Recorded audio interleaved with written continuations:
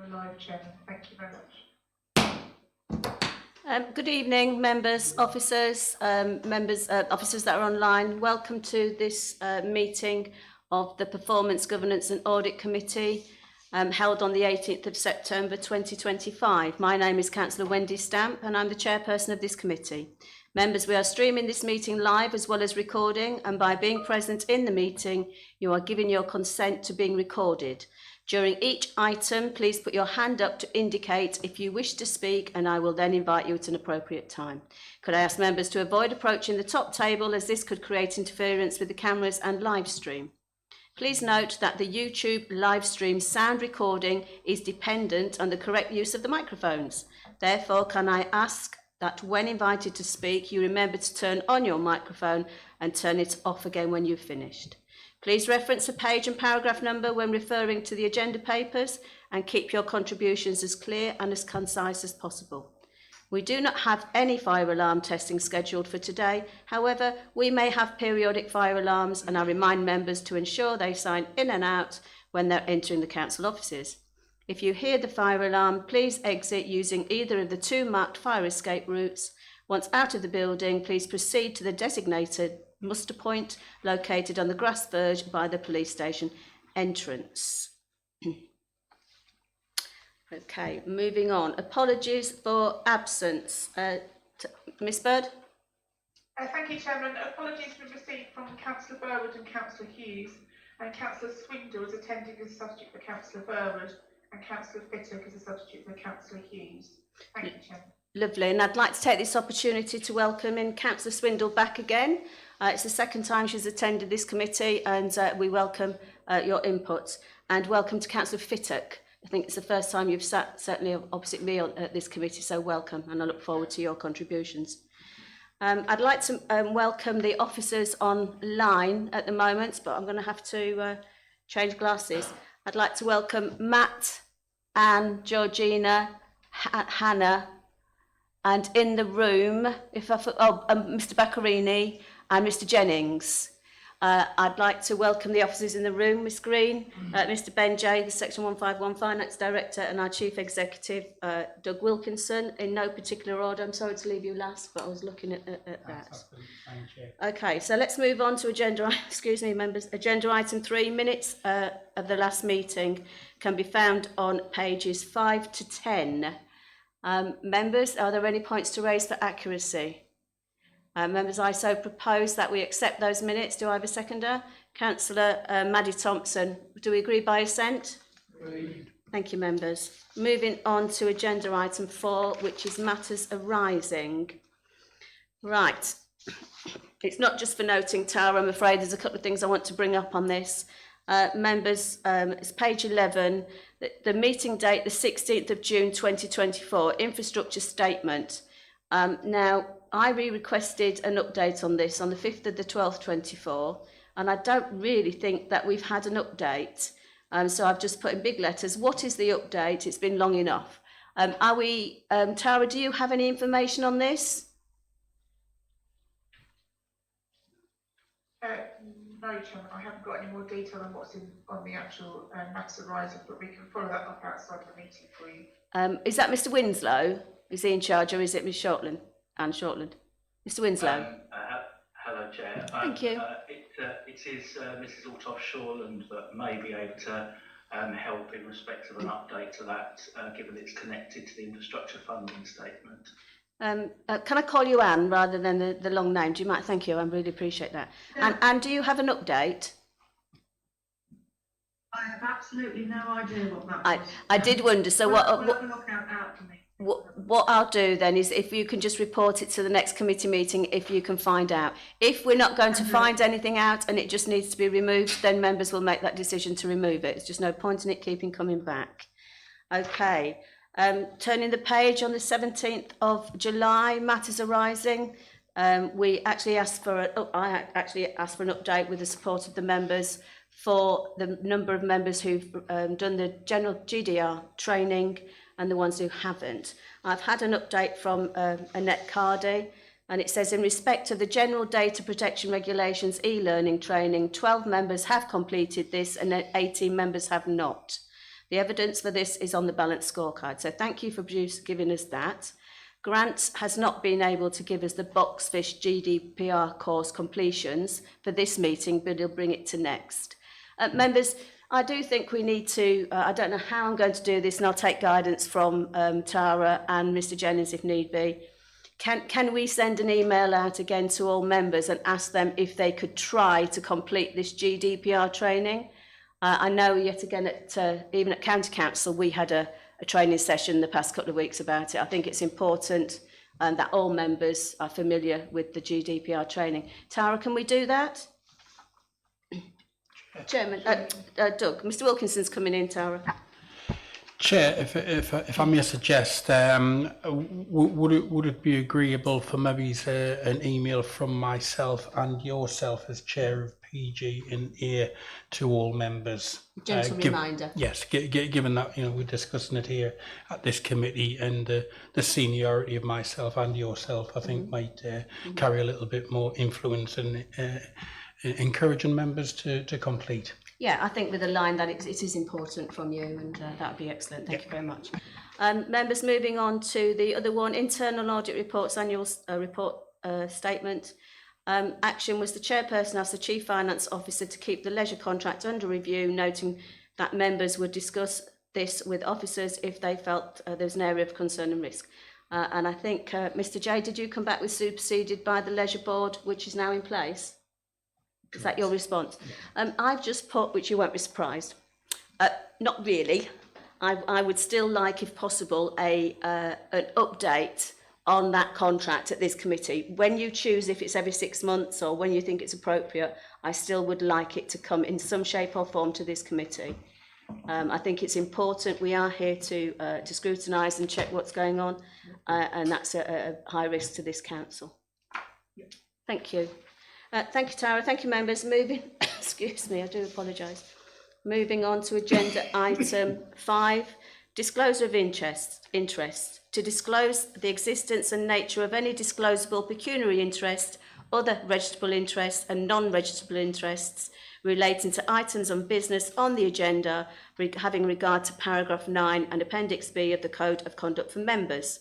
Members are required they should be required to disclose any such interests as soon as they become aware, should the need arise throughout the meeting. Members, does anybody have any declarations of interest today? No, none, Tara. Public participation. to receive the views of members of the public, of which prior notification in writing has been received. Do we have any? No, Chairman, we don't have any. Right, swiftly moving on. Agenda item 7.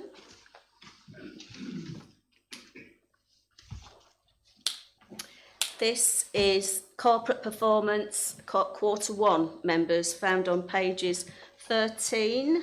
Bear with me, got to move on from my notes. 13 to 48, thank you, Doug. Mr Wilkinson's going to present the report, and then I will do the recommendations, and then if you've got any questions, please just indicate by putting your hands up. Mr Wilkinson. Thank you very much, Chair. Members, this report covers corporate performance from the 1st of April to the 30th of June. A new corporate plan was agreed in December 2024, and this is the first time of reporting against the new priorities identified within.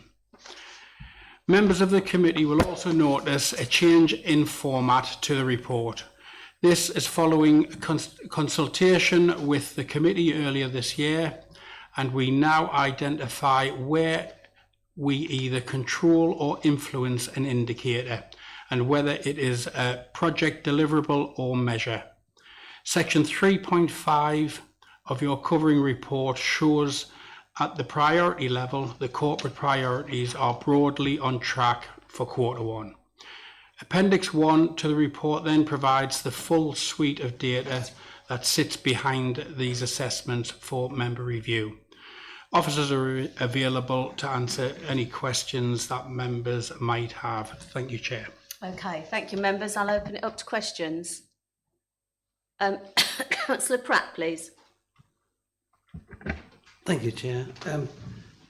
just an observation how good the new format is. I think officers should be complimented, but we worked hard too. We did, didn't we, Councillor Pratt? And as it's first quarter, everything's in green. There's not really an awful lot. I would like to question on page 28, and it's just for we seem to have a newsletter that doesn't seem to be performing or being read very much, and I just wonder what the value of it. If you're only getting 115 clicks, it says on page 28, what can we do about it if we need to? And a second question is, we are 3/4 of the way through the year, and we've only done 3 out of 12 newsletters. I just wonder, is the lack of response because we don't have enough? Okay, I think we're in quarter one.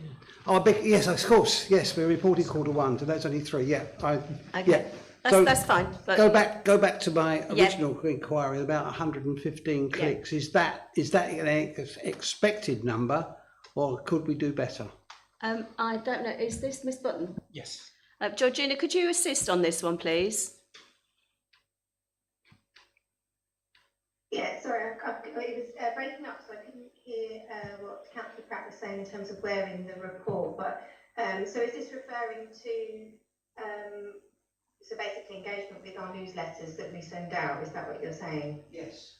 Put your microphone on, Ron. Yeah, the difficulty. Yes. With the newsletters, we can obviously ask people to sign up to those, and we can send them out to to the audience that are already engaged with us. But we can't just blanket send them out to everybody because you can't just utilise people's data in that way. So we do try and encourage people to sign up as much as we can, wherever possible through the networks that we have.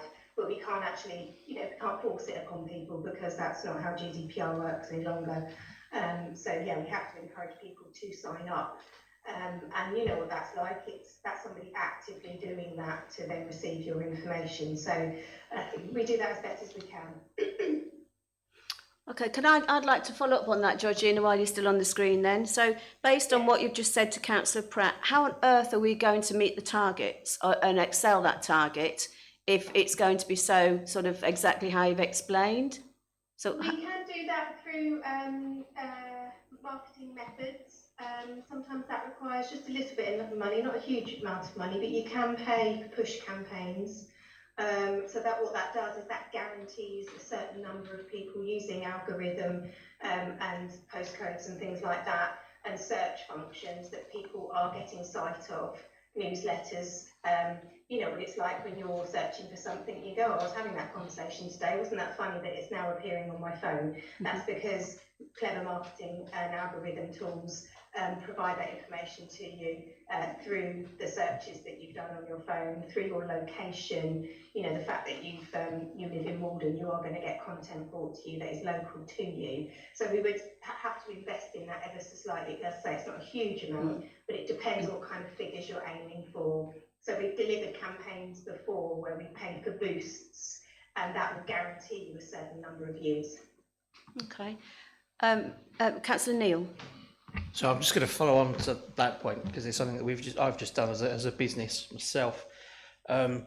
The links, the click-through links, the 115 that you said, is actually someone reading the newsletter and clicking on a link to read further information. So they may have already engaged with the presentation that's been given to them, but they've gone to read other things.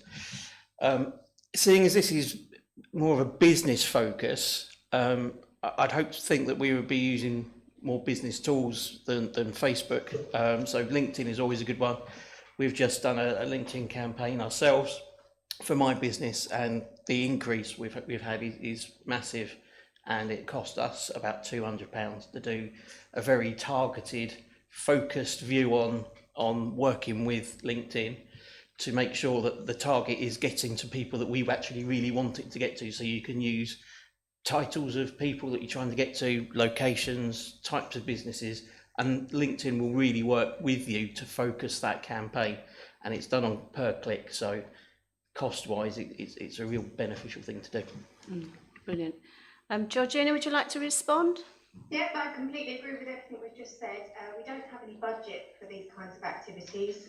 We tend to do a lot of these newsletters and activities purely through the resource that we have, not through marketing tools, because that does require budget. It does also tend to when you pay for those boosts, there's always a return rate. So let's say we were to email 100 businesses, you're likely to get anywhere between 1 and 10 business actually read and respond to that email. So it's not just because you've managed to get it into 100 inboxes doesn't mean you're going to get a response, as you know. So yes, it does require a budget to do that targeted work that has just been mentioned.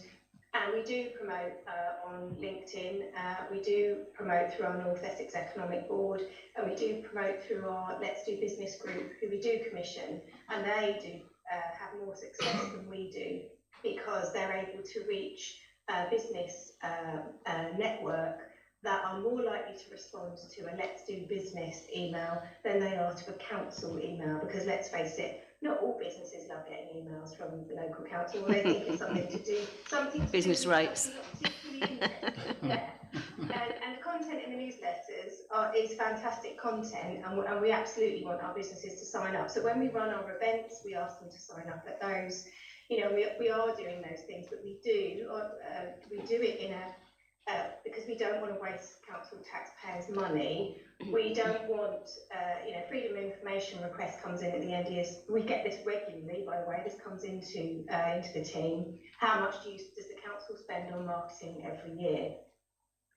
Because we will get criticised for spending too much money on pushing stuff out, and we do. So we have to have that balance of what is a good amount, a fair amount, a reasonable activity to try and get people to sign up without it seeming we're spending far too much money on purely marketing activity.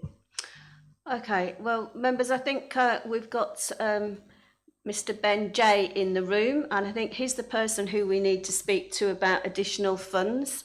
And I certainly would recommend and make a proposal from the chair that you have a meeting with him and discuss. I mean, it doesn't have to be a lot of money. We all know how much reserves we've got. We all know how important businesses are to this district. We all know what's going to happen going forward. And members, I'd like to propose that we do arrange a meeting, and that Georgina and her team can meet with Mr. Ben Jay, and they can discuss with the CEO, because he would have to know as well because of how much money we're spending, to actually raise that level so you're not scrimping and saving now, Miss Button. Do I have a seconder? Thank you. Councillor Matt Neal seconded it. Tara, is that okay with you? I don't need to repeat it, do I? That's fine, Chairman, I've got that. Thank you very much. Thank you. Members, does we all agree? Agreed by assent. Thank you. Well done. Any more questions? I've got two. Page 19. Georgina, I think this is you again, so please don't pop off. Why have we delivered no physical and mental health activities? And has the council received their funding from Essex County Council, please?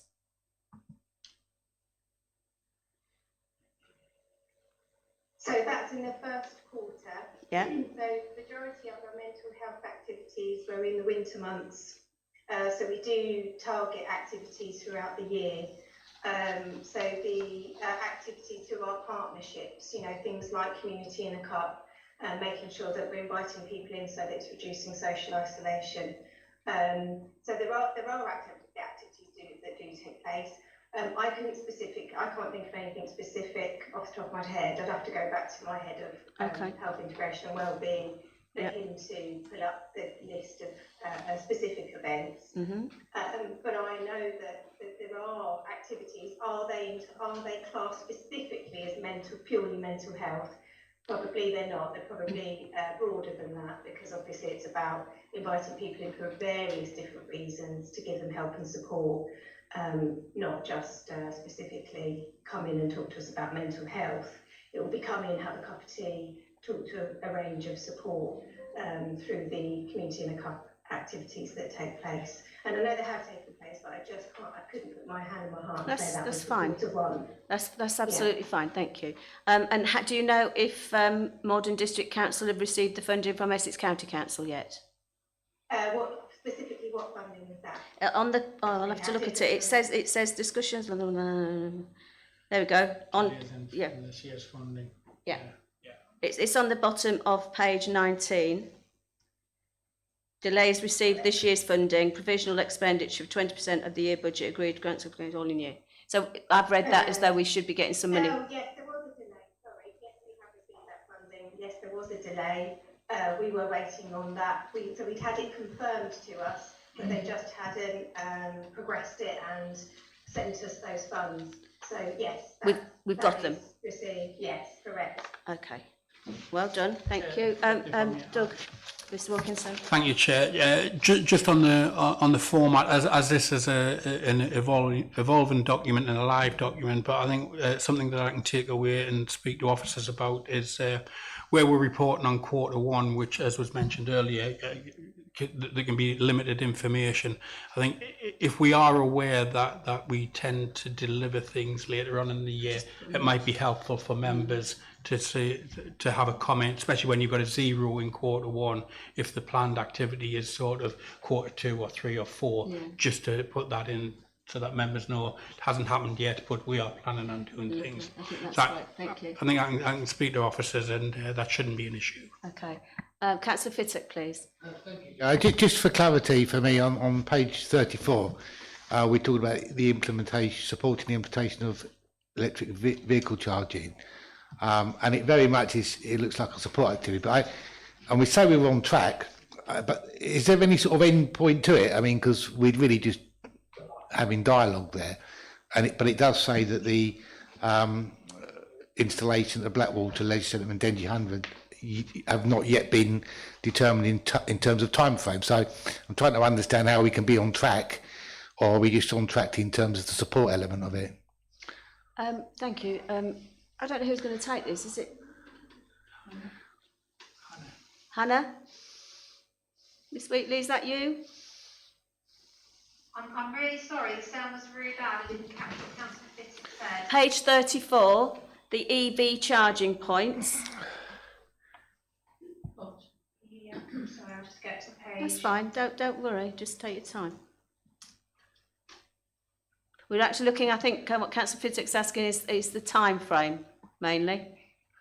Yeah, I mean, if I come back, I was just saying, I'm not entirely sure what we're measuring there. It seems that we're just measuring an activity that's got no end result, which is relatively easy to do. I'm just wondering if there should be an end result, because it refers to the Dengie 100 rollout, but then there's no time frame for it. So how do we know we're on track? Yeah. Right, okay. I'll have to double check with our Climate Action Lead Officer. She does have a roadmap for the EV charging infrastructure. Some of it is led by ECC, some of it's led by ourselves. So is that something I can please come back to you on? Of course you can. I think if Councillor Stilts was here, she'd be able to answer that. She tells me about Levi all the time or whatever. So, yeah. So I have a few questions, Chair, if you don't mind. Of course you can. On page 40, we're looking at affordable housing, obviously, which is a very important issue, and it mentions regular assessment of affordable housing delivery compared to affordable housing need, and affordable housing is secured through planning policy, closer monitoring. I'm just trying to understand what the outcome is and what we're trying to measure against again on that. I think that's Mr. Winslow. He's coming. Hello, Chair. I think that Anne may also be able to support this question, but I'm just getting to that part of the report. Okay, that's fine.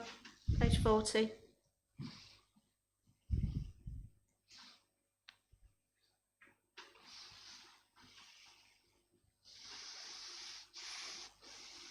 Sorry, computer's been incredibly slow. It's fine. From memory, I think there are individual KPIs for these particular, or these KPIs. The first one, which is regular assessments of affordable housing delivery compared to affordable housing need, is actually comes under Mrs. Wheatley's service area. So this is where the strategic housing team make evaluations against how they can secure affordable housing delivery through registered social providers.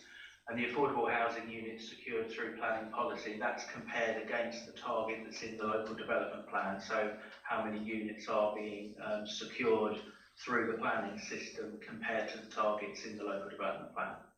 Okay. Ms Wheatley, I think one point was for you what Mr Winslow's just said.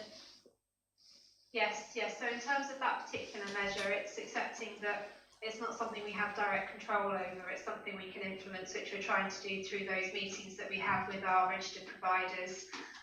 They were something that were happening outside of the Strategic Housing Working Group, but we're now going to be inviting those third parties into that working group. Also, just to note that we are in the process of recruiting the Strategic Housing Lead, who will also help to define how we meet those affordable housing needs through the new revised strategic housing strategy. So that's something as well that we'll be making sure is outlined in there. Tony? Yeah, okay. So I guess what you're saying later on, there'll be the KPIs that we're measuring it to, and this is just that we're on track for doing something. Yeah. Or monitoring. It's not been started yet. Okay. I don't think. Thank you. If you turn your mic off, I think Councillor Bowen was next. Thank you. I just want some clarity going back to page 34 on the EV charging, and do we have any timeline from, maybe I'm off topic, Essex County Council for the levy project? What you know, the lead in, when is it going to happen? I'm probably thinking in Burnham we do have a car park which has been ready for a long time for the EV, and we've gone through a levy, but nothing's happening. I just wonder whether you can have some sort of concrete information on that, or right off topic here? No, Okay. that's why you're here. Thank you. Yeah, it needs to be dealt with. I think Hannah said that she would speak to, is it Claire? Claire, yeah. Claire Williamson, and hopefully they can chase that up on that. And I will also have a word if Councillor Stilt's not watching this. She's been on top of this, dealing with Essex County Council as well. And if they need to pull me in to try and support them, obviously I will. But thank you. We'll make sure that is an action, I think. Again, Through you, yeah.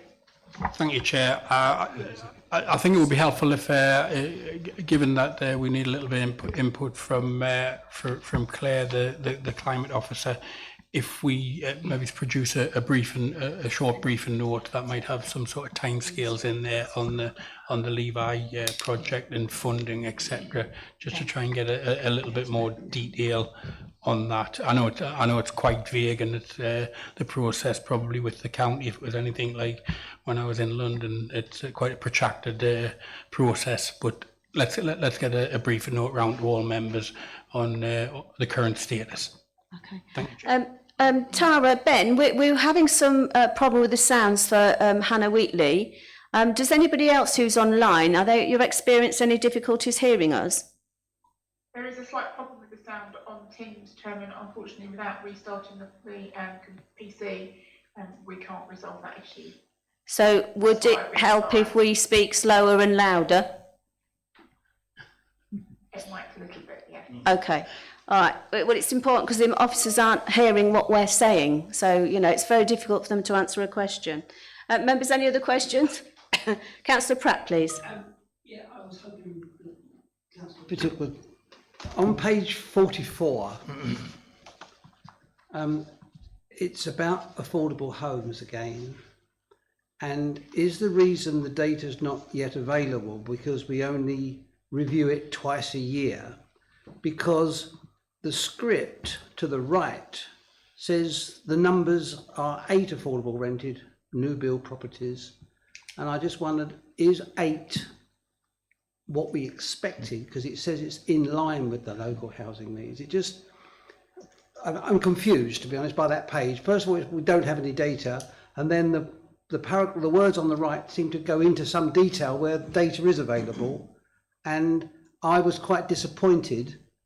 In a quarter, we can only produce 8 new homes. I think that is... Oh, is it you, Matt? I can answer the question, Chair. So the data that members are looking at on page 44, they're not represented. So the affordable housing units secured through planning policy That is what the text which is next to that is not something describing missing data. So it's a separate KPI. So the KPI, regular assessments of affordable housing delivery comparable to affordable housing need, that is what Mrs. Wheatley was talking about earlier, which is where we have little influence. It's what registered providers are building or securing on the open market in the district. And that's more of a relationship sort of matter. In terms of the affordable housing units secured through the planning policy, which is where it says data not yet available, it is monitored, but it only reports, I think, on a 6 monthly base, 6 monthly interval. So that's why it is not reported in Q1. Could I ask that is made a bit clearer, because it is quite difficult to actually understand on this format. I don't know if somebody could just make a note of that, to either leave a bigger gap, do it on a different page, whatever. Doug? Chair, yeah, I agree. Yeah, whilst accepting the compliment on the format of this document earlier, I think that's one for us to take away. Probably trying to squeeze a lot of information on one slide is leading to a little bit of confusion and read across. So let us take that away for a format and presentation issue. Thank you. Councillor Neil and then Councillor Fittock. It's just really point of clarity, and I've only just spotted it as well. It's on page 44. It says that it's on the left-hand side, affordable housing unit security planning policy 2014 onwards. I'm taking it that's a typo, otherwise there would be some data there. Is it supposed to be 2024 or is it 2014? Matt? Would you be able to repeat a little bit of that? On page 44, Matt, on page 44, the top left-hand box, it says affordable housing units secured through planning policy, in brackets, 2014 onwards. Should it be 2014 or should it be 2024 or should it be? No, it should be 2014. So that's because the local development plan runs from 2014 to 2029, and that's what the planning policy for affordable housing started. It's the plan period for the plan, so that is correct. So are we saying that in Q1, because it's blank, there's no data available, there's nothing to report?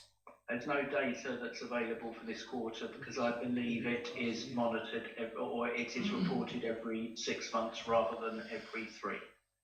Okay, so we need to put that there. Because it just I think we should say on a 6 monthly basis, and when it needs to come back would be helpful to members.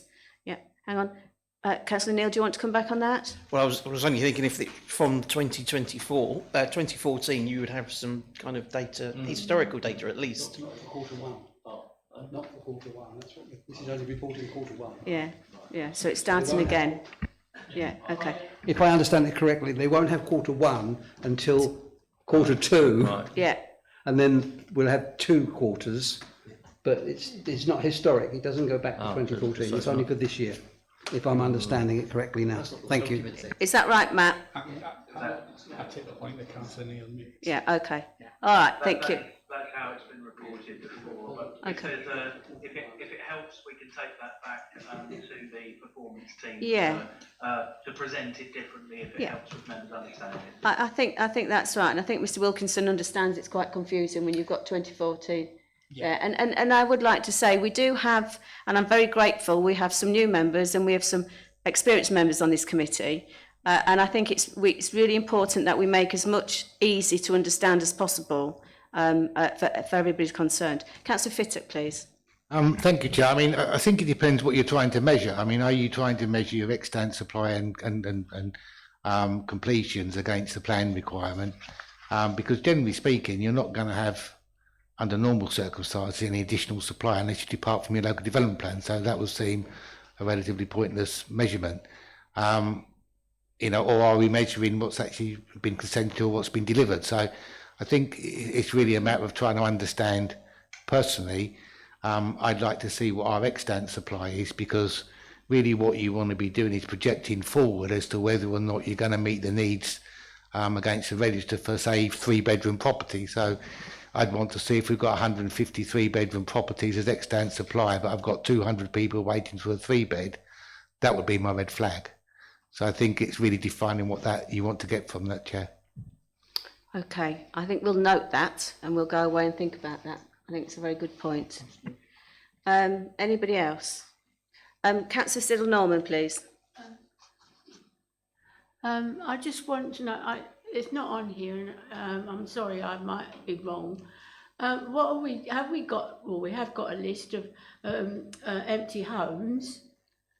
Does this not come into this at some stage? It usually comes up sometimes, or it used to come as a risk, as I remember. I can't remember exactly. Matt, do you remember if empty homes come on here? I can't remember. I thought it went to a working group somewhere.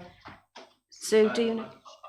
I think empty homes, Chair. I think John it does Swords. get mentioned on one of the risks. Yeah, I think it does. I think it comes under Mrs. Wheatley's area because it's to do with managing housing stock and influencing partners or housing associations to try and put those empty homes back into unit. But I don't think we have a specific KPI on it. But I would refer to Mrs. Wheatley. Hannah, did you hear that all right? I did, yes, thank you, Thank Chair.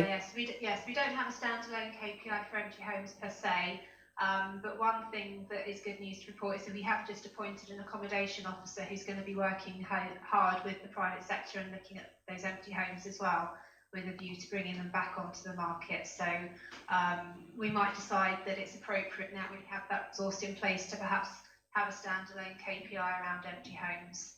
I think it would be helpful to be reported back to this committee, because I know Councillor Siddle-Norman has taken a great interest in that subject, and I've got no reason why it shouldn't come back to this committee to be reported, because there could be some good news on it. So, and we all like good news. Thank you for that question. Councillor Bassinger, please. Just on page 46 it's protecting public health and safety. At the bottom it's about the shellfish and private water sampling completed. I just wondered if there was any data about that, because I know there has been some issues with the water, and I just wondered in Q1 had there been anything done about that at all? Thank you, excellent question. Ms Green, is that you? Oh, I'm trying to include you. You're sitting there so quietly again. Who is it? Mr Baccarini? Sorry, Chair, what was the question? It was about page 46, the shellfish water sampling. Have we done any this quarter? And what are the results? I think Ms Wheatley will be able to answer that. Oh. A bit specialised, Hannah, save us, Hannah. Thank you, Chair. Again, where the sound's cutting out, I think it's difficult for us to actually hear the questions.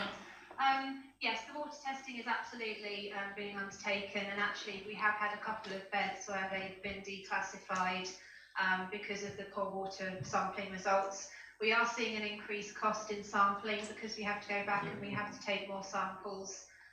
So absolutely, we are still undertaking that as a statutory function.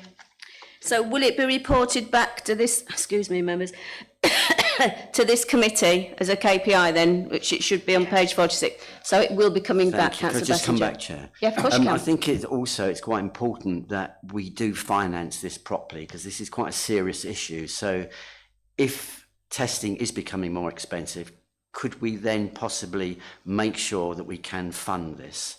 Because again, this is an issue that really does need to be funded, and we need to know exactly where we are with this. I think that's a very good point. I don't think anybody would refuse that, Miss Wheatley. So if you are short of a bob or two, Mr Benjay's on this committee again for the second time, and you've written in your little book already. He's going to wish he never attended this committee meeting. He's going to wish he sent his apologies. But yes, that's a very good point, well made, and I think all members in all seriousness would support that. So thank you. Did you hear that, Hannah? I did, yes. Okay. We have had a conversation about potential growth next financial year to reflect the increase in sampling. Okay, but make sure you've got enough for this financial year as well, won't you? Okay. Okay, members, I've got two little questions. Page 20, so we're going backwards a little bit. I've got I don't know who's going to answer this one, but is the community safety district wide, where it says about community safety, it's reporting on community safety partnership programme. Is it district wide or is it just Maldon and Burnham? What about Heybridge, Mayland and Latchenden? And has the lead officer met with the ward members to discuss any safety initiatives and ideas? I don't know if it's Spencer Clark, does he liaise with the members and the parish town councillors and clerks? That's my first 2 or 3 questions. And the second one is her space. No, I'm not going to say that. What is her space? And can we have a little few words on it about what it is attempting or what it is going to deliver and where? Thank you. I don't know who's going to come in first. I could say something if you... I would love you to. Thank you, Georgina. Yeah, so the work that Spencer has done, yes, in terms of community safety and the programmes that are rolled out, there absolutely should be considering district-wide, not just specific areas. So if there is a requirement, then Spencer, will engage with members on that if there is a specific need. And this Make Space for Girls programme, engage with Year 8 students, and it's very much about talking to young women of that Year 8 age, so we're talking sort of age 12, 13, about what spaces, outside spaces, what they need to look like and feel like so that young women can feel safe walking around, if they're walking home from their friends of an evening and they're walking home, what sort of things would make them feel safer? Because it is proven that the majority of public spaces are designed by males and don't necessarily take in psychological safety for, say, younger girls. So it's proven, it's not just a programme for Maldon District, it's been done elsewhere in Chelmsford and other places, that this is a really healthy conversation and helps us to then take that back in terms of designing places and spaces that help young specifically young people, but young girls to feel safe when they are, moving around the district. So in terms of what the outcome from that has been, I know there has been some projects in terms of artwork, that installations that have been completed. So it's that kind of stuff that Spencer is delivering. So perhaps it can give a, more of an update at the next PG&A meeting, but that's what I know of it. That's lovely. And I was going to request that, actually. I think it'd be very interesting if we don't have a large agenda, that he could come and do a presentation of some description on there, and also what contributions this authority has made or making and in what areas. Because I'd hate to repeat the obvious, but I'm flipping sure it'll all be Maldon Prom centric, but I would like to have the facts, because I know Heybridge is a growing town or village, but it is getting to be a town. So I know you won't forgive me, but it is large, and I would appreciate that, Georgina. Thank you. Your hand's up, so I'll come back to you. So just to say that actually would sit under Ms Green. That would be for Sue to take away. But happy to, if I need to speak to Sue and follow up, happy to do that. Thank you. At the point I needed to include you and I ignored you. I apologise. Come on. Yeah, thank you, members. So yes, there is a plan that we support, and there is a programme of events and activities, and we're very happy to give a presentation on that, and I can confirm it is district-wide. Brilliant. Okay. Councillor Siddle-Norman and then Councillor Bassinger, please. Thank you. There's a lot of talk about the fact that knives should have the end cut off, in fact that you shouldn't have them in your home, really, without the top. Now, the thing is, it's very difficult, especially old people, to cut the ends off their nails. Knives. Can I say, have the authorities thought of employing somebody that will go round, like we collect knives and things, the council collect knives and for if people want to give them in. Why can't they suggest that they actually have somebody that will come to each parish at one stage, one day or two, so that people can actually go and have the end of their knives cut off, because there's more people with knives in their houses than ever they're going to buy them. That's interesting. I'm not sure I'm going to comment on that. I think I'm going to put that for noting, because I think that personally, the people who need their ends of their knives cut off will not attend to have their ends of their knives cut off. So I think we'll just notice that, Councillor Siddle-Norman, and we will look into it to see if any other initiatives have happened or can happen within the district. But it's a point well made. I didn't realise I said that. I've taken the top of mine. Okay, well done, thank you. I won't say any more. Councillor Bassinger. Thank you, Chair. Just to go back, just a couple of things about the testing. I was just wondering if it would be possible for the next meeting to at least see the results of the testings, because I see there has been testing for Q1. It would just be interesting to see what the sort of state of the water really was at that point. Miss Wheatley, would you be able to put a report to the next meeting? It's only a small report or an update of the samplings that have been taken thus far to the next meeting for us. It'll just be an update, but it will still go back on the normal quarterly performance next time. But Mr. Councillor Bassinger would just really like an update, and I think I totally agree, and I'm sure all the other members do as well. Yes, they do. I'm nodding. Are you able to provide that? Yeah, that should be fine. Just want to bear in mind that obviously some of these sites we have local businesses operating from, so I wouldn't want to sort of share any information that could be sensitive in terms of any operations to the business, but that shouldn't be a problem. Don't share that information. Yeah. Sorry. In terms of the beds themselves, yeah. We'll just be careful what information we share, but yes, I can absolutely bring something back to the next. So, if I may, Chair. Councillor Bassinger, just coming back, Hannah, if you can just listen. Yeah, thank you, Hannah. It would just something, maybe just a simple graph, just to see if we're going up or down, really, you know, and sort of if things are improving or getting worse. I mean, just something as generic as that, really, would be fine. Yeah, the only thing I would say with that, Councillor Bassinger, is that the sample results are very much determined by whether or not there's any discharges from the water companies, whether there's heavy rain and wash off from fields, etc. So therefore, the samples can fluctuate even on a daily basis. But yes, I'm happy to provide perhaps a longer overview so we can see if the general water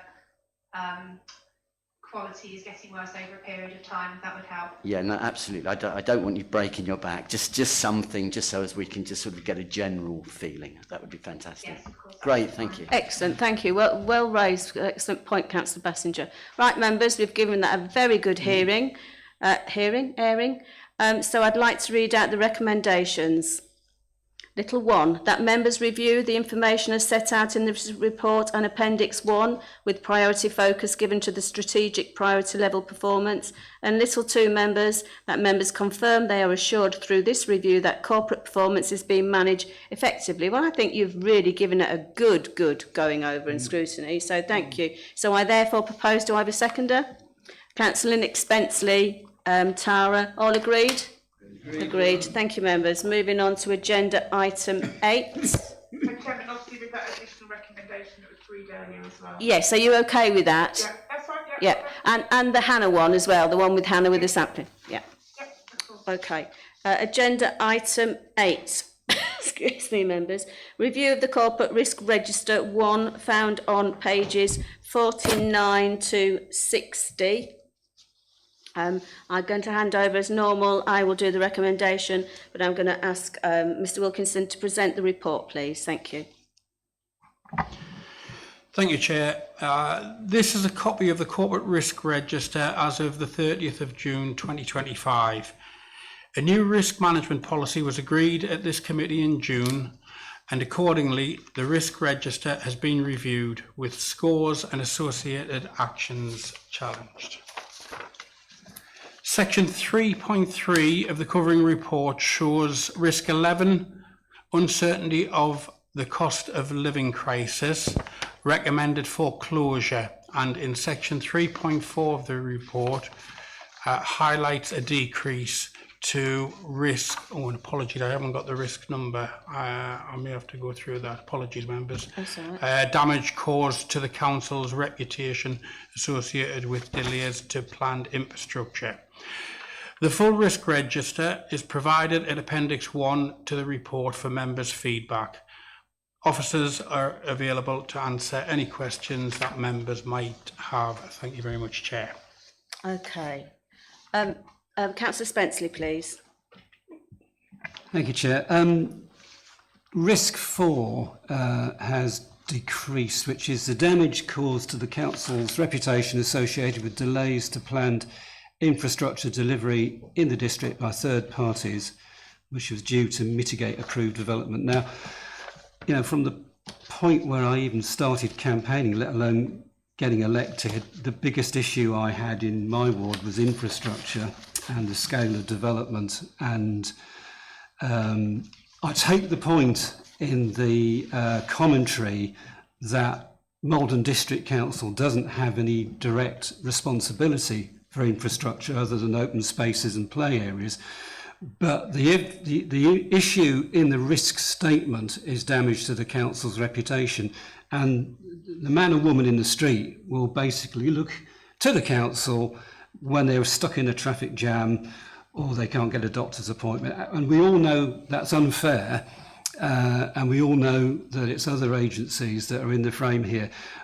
I'm not sure if I'm 100% comfortable with the decrease in the risk rating simply because of that reputational issue. And I guess if it does stay the same, maybe the commentary could have something about informing the public better and using our communications teams to really kind of direct people to the underlying issues. Because I do think, you know, certainly from where I am, people look at infrastructure and they think about Maldon District Council.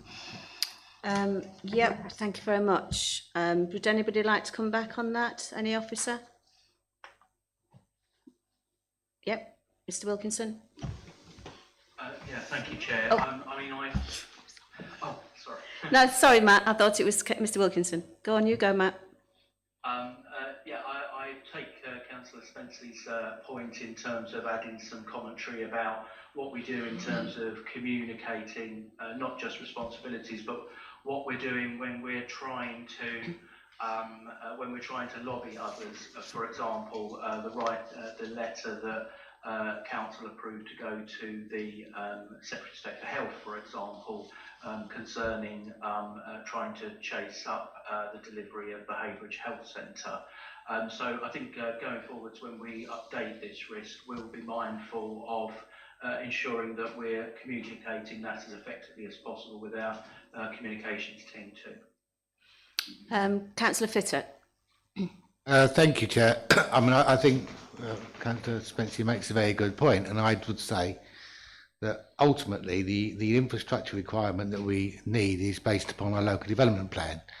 And it's incumbent on us to have a plan that plans for the infrastructure for the future. Well, obviously where we are now is that we have considerable risk moving forward because we have a completely out of control local development plan and we're open to speculative development. So I would say that the risk isn't going down, it's going to sort of balloon upwards because we have no plan. And the county council have no plan, the NHS have no plan, and highways have no plan because there is no plan. So I think the risk is going to be extremely high, and we will get blamed because ultimately we are the local authority that's granting consent.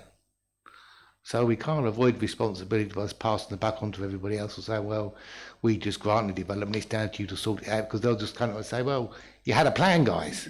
Where's the plan? So I think that's fair enough as well. Thank you, Chair. I think, members, it's a very good point. I certainly didn't agree when I read to reduce the risk.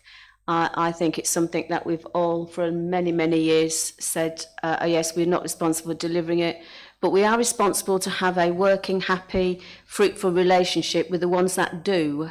And I think with a combination of the skills of officers from both all levels and communication, we could do better. I think some of them work really well, but in the past it's not always been the case at this council where we've got on with others, shall we say, just to deliver. So I agree. I certainly don't support decreasing this risk. I think it needs to stay there. Matt, I'll let you come in now because I think you've got your camera on. So if you'd like to contribute, you're more than welcome. I mean, just in terms of decreasing the risk, I mean, just to make it clear, this was as a result of the updated risk management policy and the method that's in that. So I think if the PGA committee is unhappy with the outcome of that risk changing, then that may need a reflection of the policy and the method rather than this risk itself. But I think that's probably something to take back to Ms Hughes, who leads on the risk management side of things. But I, in terms of members' points, in terms of that Maldon District Council will, probably get the public blame, even if Maldon District Council is not the main actor in terms of delivering things. That risk is present for all councils, obviously, but it's incumbent on us to ensure that we lobby as much for the investment and upgrades to district infrastructure as possible. Okay. Thank you. It'd be no surprise to members that I did check about a risk management policy, and I did also check on how many years before it had to be redone, and I did check that it was in June. So I actually do have a copy in front of me for that policy, that updated risk management policy. And if Matt or anybody else, member officer-wise, can point me to the page where that refers to, I'm more than happy to check it while we're here. If officers don't want to do that and they want to refer it to Ms Hughes, then that's fine. But as long as it comes back to this committee next month with that possible policy change, because I think the consensus upon members is not to reduce that policy, and if need be, we will address and alter the risk management policy that was approved and updated in June. Thank you. I'm just going to go to Councillor Neil. Sorry, just on that same point, it looks like the impact has been reduced to 3 from 4. In my risk management head, the likelihood seems about right. We are fairly likely, because 5 is obviously going to be the highest, 4's the next one down. So the likelihood of us having a reputational damage is staying the same, because that's not changed. But I think I would tend to actually agree with the impact level of 3 to us because of the mitigating actions that we're taking. We've actually been a bit more proactive at going out to people like the NHS. We're speaking more to Essex, and we're speaking to the Secretary of State. So that's why I think the impact has been reduced, because we're actually doing something about it. So from a risk management point of view, I'd agree with that risk rating being decreased personally. Well, we can have a recorded vote. I think we'll wait for it to come back, as I've just requested, and then we can go through it again. Thank you for your expert opinion. I know what you do for a living. Mr Wilkinson.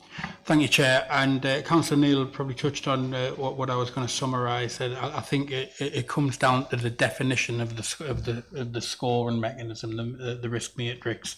I think what we need to do is we need to set out that rationale behind it, which actually Councillor Neil has probably talked through there, and bring that back. Clearly, these things can be very subjective to people, depending on what they're experiencing at any given time. So it becomes, very much a debate. But let's just bring that back in the way that's been suggested. Because maybe, I'll come to you in a second. Maybe yes, we are being more proactive this time, but we've not seen any indication of any change or any delivery. So the risk to me is still there, and if these risks, even though we are trying, are failing, we're still not achieving. So I know it's difficult, but I think members do need to have the right to understand that if they are being successful. We don't just want report after report that reduces something if it's not going to deliver, which has always been my argument about this committee. Councillor Fittock, please. Thank you. I'd just like to make a note when I think it's risk ID 6. Councillor Fittock, your microphone, please. I'd just like to raise a question on risk ID 6, and it's failure to meet affordable housing need 4 and 5, and so forth. But I'm struggling with this a little bit, because when I actually look at our housing register and our number of reasonable needs, compared to other councils, we're 0.78% of households The average across the county is 1.47 on their reasonable need list. And when I look at the number on the housing register, I think in 2023-2024 it was 234. And we've got extant supply of 947 plus houses. So the actual supply is quite good. So I'm trying to understand why. I can understand the perceived risk against a local housing need assessment, but that isn't a number that's set in policy. So that number you'll never actually get close to, and you probably don't need to. So I'm trying to understand why we've scored it so badly, because I think as an authority, we're actually doing very well compared to the rest of the country, compared to the rest of Essex. But we always seem to be saying that we're doing awfully, but the numbers don't equal awful. So I just like to understand how we perceive it to be so terrible when the numbers don't make it so terrible. Who does the scoring on the scorecards, the balanced scorecards or the KPIs? Georgina, oh no, it's Hannah. Hannah, do you? Thank you. Yeah, and so Matt. this is, yeah, sorry, so again, it's cutting out a little bit. So this is about the volume of people on the housing register versus the amount of available property. Yeah, I mean, basically, the local housing need is about the people on the reasonable need list, not necessarily the housing register, because they've got no actual requirement for housing. But if I compare the reasonable need people on the reasonable need list, then we compare really, really well against everybody. And we've got, I know that you get more need every year, but I wouldn't necessarily say that would be a red, because it looks to me like it's relatively under control. Where we might have a problem is when I look at the register, I can see it's increasing each year with, we're getting more people needing 3-bedroom properties. But then when I look at what we're actually building, we're not building as many 3-bedroom properties as we could have done. So you could say that we haven't applied the right mix all the way through, which has meant we've got a deficit. So, but the numbers are, have improved quite well. At the start of the plan period, there was 340 people on the reasonable needs list. So it is coming down, but we have got this sort of bump that we've got for 3 and 4 bedroom properties. But that isn't about numbers, that's about type. So I actually think we're doing as authority very well, and people should commend it. But we seem to be doing ourselves down all the time. Perhaps that's because developers say we're doing badly, but they're always going to say that to get consent. But the actual numbers wise, we compare extremely well, if not better than 2/3 of the county. Okay. Did you get all that? Did you understand what Councillor Fittock was saying, Matt and Hannah? Yes, I did, Chair. I think we don't do that benchmarking necessarily against other authorities. It's the perception of how Maldon District Council is meeting that housing need in terms of sort of size of unit, etc. I mean, it's something I can take away, and we can review how we report on that specific risk. We do go by the number of people on the housing register, but also how long they've been on the housing register, because of course we do have individuals that bid a number of times. Their priority banding will differ depending on their individual needs and circumstances. So there's a lot of mitigating factors as to sort of who we have on the housing register and how long they're on there for, as well as what sort of accommodation is suitable for them. So for instance, we could have someone on there that's disabled and needs adaptive property, but we have none available, and we have been in that position before. So I take your point, and perhaps that's something I can take away and discuss with the housing team soon. There's a more accurate way of reflecting that risk. Yeah, I mean, if I may come back to you, I agree with you. I mean, there are specific instances, but in terms of what we're doing, in general, we seem to be performing very well against the register. I mean, if we talk about the housing register in totality, we have to remember that a lot of the people on the register, they've got no reasonable need for housing. So, but the needs are really based upon needs in the first instance. So if we're looking at needs, then we're doing very well. If we were looking at everybody in the register, we could quite equally include anybody that wants market housing that can't have the market housing they want. So I think we've got to be clear about what we're measuring against and why we consider that to be such a dreadful position, when really, when you look at extant supply versus the list, apart from the fact we get more need every year, we seem to be doing very well. All I'm saying, I think we're doing ourselves down a little bit. Hannah, I think you should take that as a win. It's been read ever since I've been here. And I think Councillor Pratt's been here longer, and it's most probably been longer than that. So I think if you need any help, or Councillor Fittock to help or explain it a little bit further, if we take it away from the meeting, but I think it's well made. I think I've got Councillor Neil and then Councillor Pratt, was it? No, just Councillor Neil, please. just want to point out, and again, apologies everyone, this is a risk register, not a KPI. So I think that the information that you're saying, Councillor Fitter, is exactly what we need to be promoting. It sounds like we are actually performing, but this is a risk to the council, and I would say this would never go anywhere lower than red, because it is an absolute impact to our residents if we're not on board and not making sure the affordable housing need is there.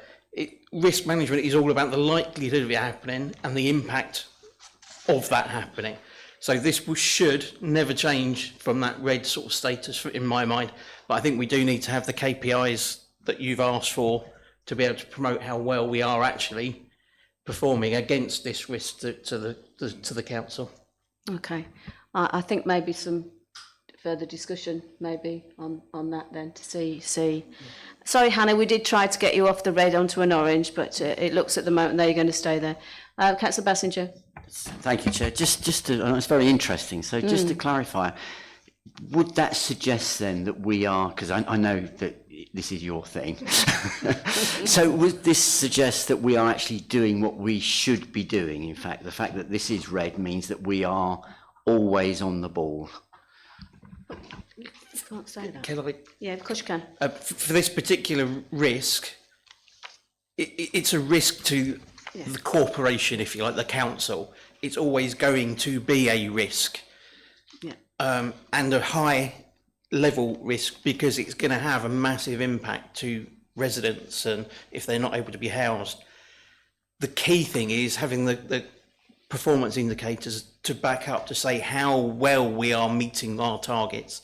So this will never go from red to amber, but the KPIs, by the sounds of it, would be green and showing that we are doing what we all should be doing.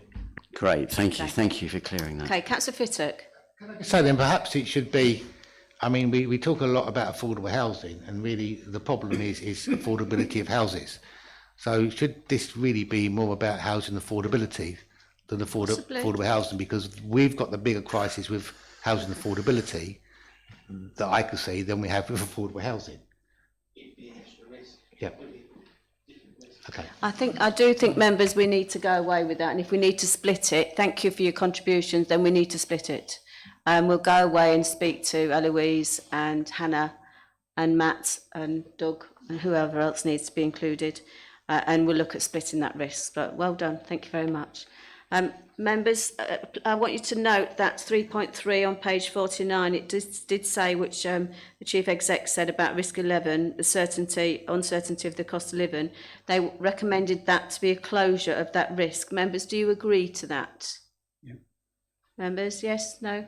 Yeah, okay. So I'm going to take that as being, we've agreed to that. So now I'm going to move to the recommendation that members review the corporate risk register in Appendix 1 and provide comments and feedback for consideration. Thank you. Little 2, that members review progress of the corporate risk mitigation actions in Appendix 2 and provide comments and feedback for consideration.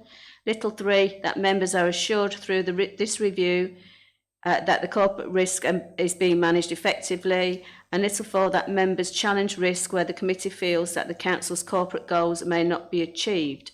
I want to thank you all for posing the questions, and everybody realising that no question is a silly question. So even for the new members that have been on this, joining this committee, you're quite welcome to raise anything, and nothing is a silly question. So I propose those recommendations 1 to 4. Do I have a seconder? Councillor Maddie Thompson. Members, do we agree by assent? Agree. Well done, thank you very much.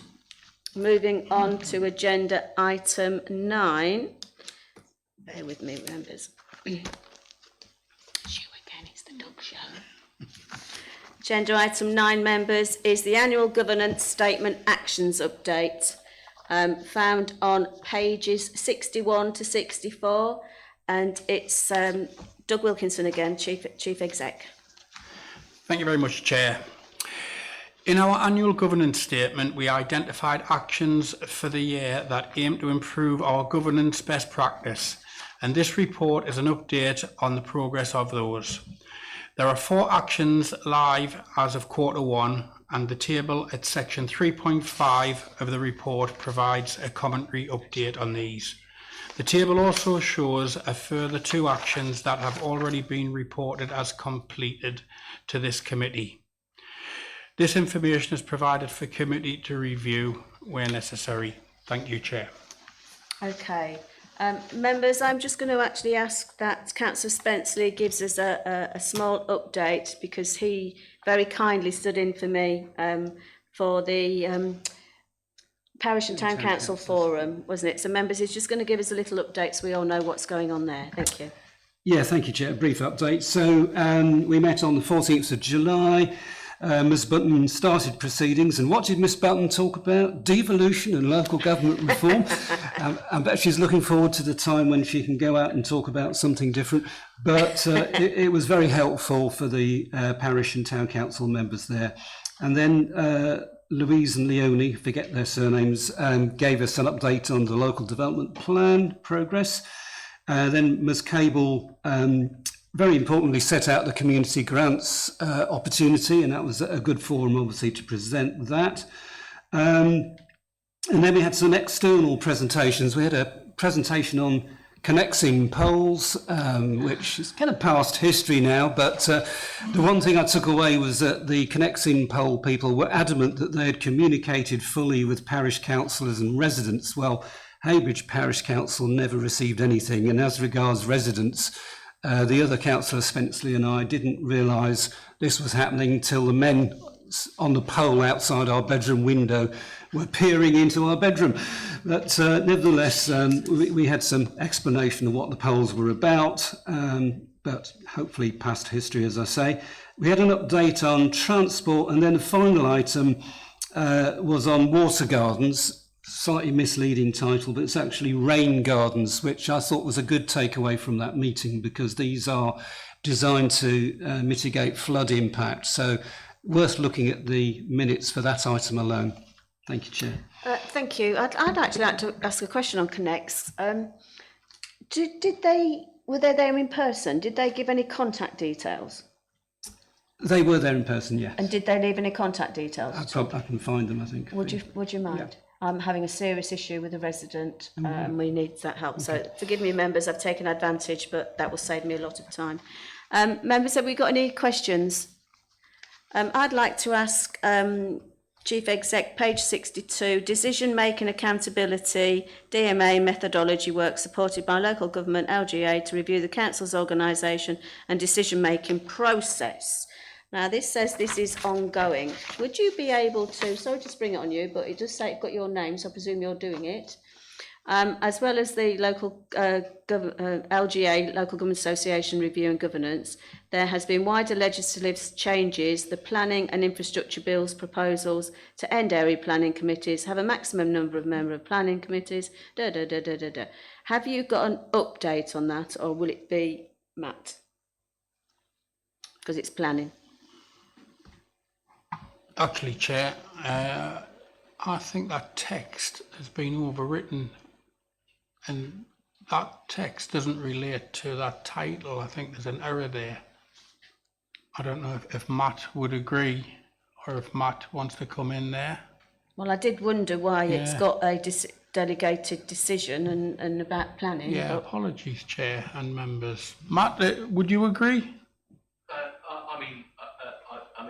It doesn't completely relate to the decision-making accountability methodology. I agree with that.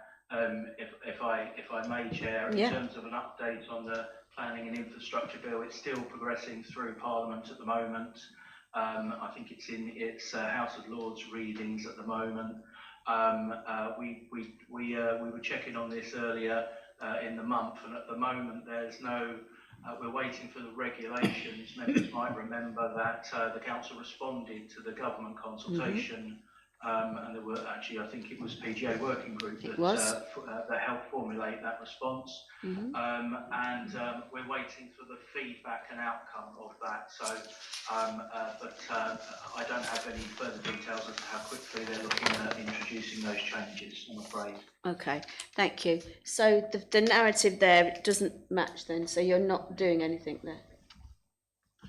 committee. So I think the ongoing is would be the update for that. We're not in a position to share any further information, Chair. Okay, all right. Just doesn't make sense to me. So Yeah. we'll move on quickly, members. So the recommendation. Have we got any questions? I don't think there's a lot there. Recommendation that the committee reviews the annual governance statements table and updates below the challenges were necessary and challenges were necessary. I so propose. Seconder. Councillor Neil, please. Members, can we agree by assent? Agenda item 9. Well done. Moving on swiftly to agenda item 10, the balance scorecard. Found on pages 65 to 86. And that's Mr. Wilkinson again to take us through the report, please. Thank you, Chair. This report shows our operational data exceptions between January and June of 2025. The data is tracked and acted on monthly by the extended leadership team as part of operational delivery. Section 3.2 of the report shows that since the last reporting period, there are 3 indicators that have moved to be back on track. The table in section 3.3 of the report shows operational areas of underperformance and management commentary about what is being done to address them. In section 3.4 of the report, there are further 2 areas marked for closer review. Members are invited to review and comment on the report of our operational performance.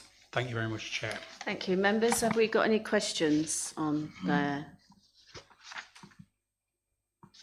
I was a bit concerned about the sickness.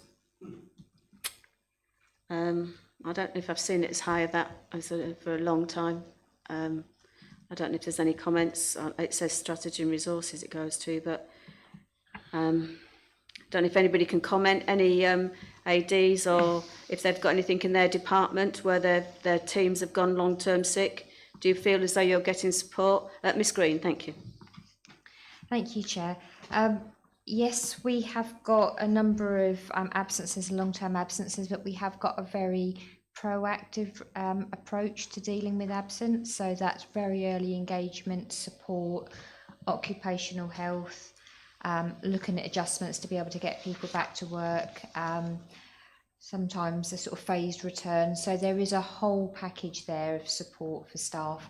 And one thing we do is very early intervention, because we know that if someone's off sick, the longer they're off sick, the more difficult it is for them to return. So yeah, certainly as an organisation, I think we are very proactive. Okay. Members, any questions or points to raise? Councillor Fittock, sorry, please. Chair. I mean, I guess it depends what the reasons are. If they're sort of stress-related issues, that's one thing. If they're sort of just general ill health, that's another. So it might be useful to understand, if you like, the categories of these things, because it can show an unhealthy organisation, so we say, if it's too many in one category. Yep. Anybody else?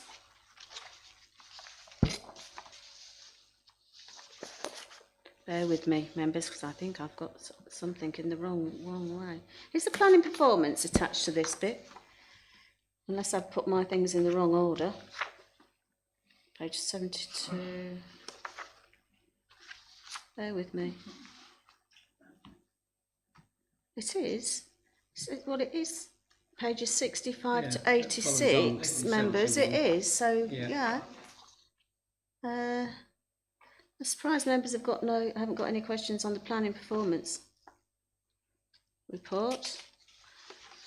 Do any officers have any questions on the planning performance report? I think, well, it is what it is. Councillor Fittock. Sorry, Chair, which page are we looking at? We're actually looking from page 71. So I'm saying it's a bit confusing for that.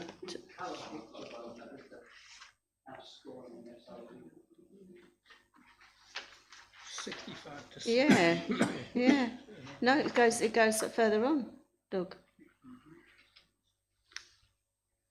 65 to 86. Yeah, it does. Yeah, Yeah, that includes appeals. yeah, it does.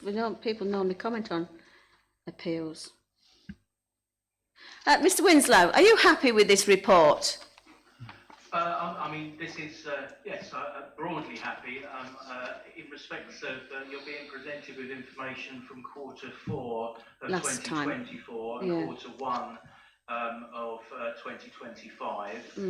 So you've got the last two quarters to compare. Maybe the things to perhaps note is that in terms of sort of general performance, members will note there's a number of areas that have risen in performance over that period of time, particularly in terms of the applications, applications granted in time. Members, I know there's always a concern, rightly so, of members and officers as to whether applications are actually being determined in accordance with the statutory targets that the government sets us, and the national KPIs for the speed of decision making. Myself and Mr. Wilkinson were talking about this not too long ago, because the KPIs, the thresholds, the targets are not that 100% of decisions will take place within 13 weeks or 8 weeks.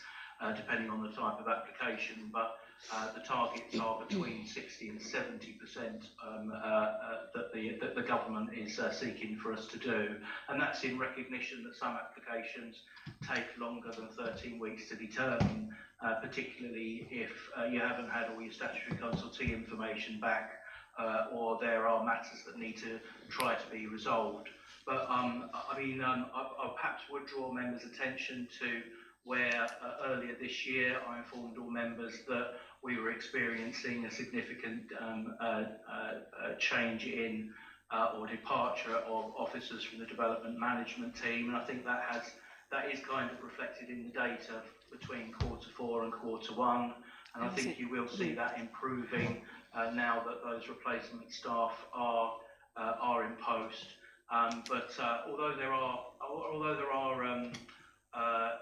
are performance measures that are showing some drops in performance, I think on balance, Maldon is actually, given its staffing levels and the changes that we've had in staff, it is managing to determine applications in a relatively speedy way, but it's not something to become complacent with. And it needs the investment, the ongoing investment in the planning service for those levels to improve or be maintained. Okay, I'm going to go to Councillor Spenceley and then Councillor Fittock. Yeah, thank you, Mr. Winslow. Notwithstanding that, I mean, we did have the issue of non-determination crop up at planning committee the other week, and we all appreciate the difficulties you're facing, and such a lot of this is outside of your control because of the difficulties of recruiting and the draw of London and so on that we've discussed elsewhere. But is there any risk of non-determination for other applications at all?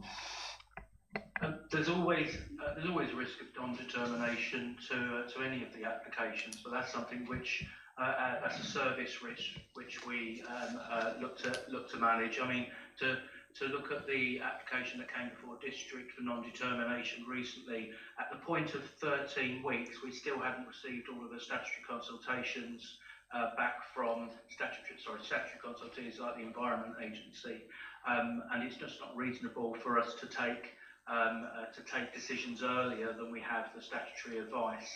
And I think that's why government reflects on the KPIs for how many applications are you determining within, for example, 13 weeks for major planning applications. The target is 60%. They're looking for local planning authorities to achieve 60% or more decisions on major applications within the statutory 13-week time period. And I'm using the term statutory because it is set in statute or in the regulations that government expects major applications to be determined within 13 weeks. and minor applications or other applications to be determined within 8. But there are so many factors that are outside the local planning authority's control that we manage that and mitigate that at the moment through the use of what are called extensions of time agreements, which is something which the applicant can refuse to do. They can refuse to entertain an extension of time agreement if they wish, and the government has fairly recently consulted on whether the government should be narrowing the use of those, which could mean local authority performance falls. I think we have to be mindful as well that for applications like the one that came to district, the actual although that came to district after the 13-week period, the applicant had the right to appeal much earlier than that, but they didn't. And in that case, perhaps that wasn't in their benefit to do so because they didn't know what a number of statutory consultees were going to say about the application were they to appeal earlier. So I think we need to be mindful of how much is actually in our control and how much can we actually mitigate and what aspects are beyond or outside our control, because obviously we can only mitigate the elements that are as much as possible that are within our control. Okay, I think I'm just going to support, and correct me if I'm speaking wrong, Councillor Spenceley. I think what he was most probably trying to get to is, do you have a list and a handle on the dates of the ones that could possibly be going overrunning the statutory period, and can you ensure that everything that should be being done is being done, so this council isn't put at risk any further? You've just explained quite clearly and eloquently, which you have done on a number of occasions, about the challenges within the planning department. So I think that's really, as a committee, we're looking for some reassurance, because these statistics, and I've listened to what you've said, but they're not brilliant by any means, in my view, from what I've seen from this authority over a number of years. Whilst I accept the challenges, we've still got a job to do, and we've still got things that we have to produce. I'm going to go straight to Councillor Fittock. Thank you, Chair. I mean, I'll be honest, I'm not uncomfortable with the statistics. I think that, I know this is reporting just for the first quarter year, but we are in tilt. So one of the things you are going to find, there'll be a lot more applications come forward that are speculative because we're in tilt, and that will end up giving statistics a little bit disproportionately balanced toward perhaps refusals, because although a development comes forward outside a settlement boundary, it doesn't mean to say for all instances it'll be acceptable. So I think the stats will be, if you like, distorted by the situation we're in, and obviously that adds more demand in terms of the larger applications to the planning department they've got to determine. So I guess it's a matter of, do you determine application to make sure it's within the statutory time frame without all the information being available, and potentially refuse it, then it be appealed, or do you wait a longer period of time, which I think they did in the Latchendon one, and it looks to me from the notes that are out there is that the developer panicked a little bit and felt he'd best get it determined by the planning inspector. So I think it's really a matter of trying to balance it and understanding that it's going to be very volatile, I think, for the foreseeable future. And the stats will probably go down because they'll be distorted by the position we're in. I mean, that's my view, Mr. Wilms. I know your view is. Yeah, I think that's a very, very fair comment to make. Okay, I'm going to move it along. There's not a lot we can say. It's pretty self-explanatory. So, members, the recommendations are: little one, that the committee review and comment on exceptions to service reporting provided in this report. Little 2, that members note the additional performance in Appendix 1. And little 3, members, that members confirm they are assured through this review operational performance is being managed effectively. I so propose. To have a seconder? Councillor Spenceley. Members, do we agree by assent? Agreed. Thank you, members. Moving on to agenda item 11. And Anne, are you awake, my love, still? Have you had some coffee? Yes, I'm fine, Thank you. Okay, we're going to move on to agenda item 11, members, and this report is the Section 106 Planning Obligation and Infrastructure Funding Statement 24-25, and it can be found on pages 87 to 116. I think some of us maybe needed a magnifying glass to read the latter part of it, but thank you for including it. It doesn't often change, usually, a lot of that anyway, Anne. So I'd like you to present the report, Anne, please. Yeah, so this is our, we're obliged to make this report every year. It has to be published by the 1st of December, but this is for the financial year 2024-2025, and it sets out all of our Section 106 obligations. It's so that you're open and transparent about the developer funding that comes in and then goes out on infrastructure.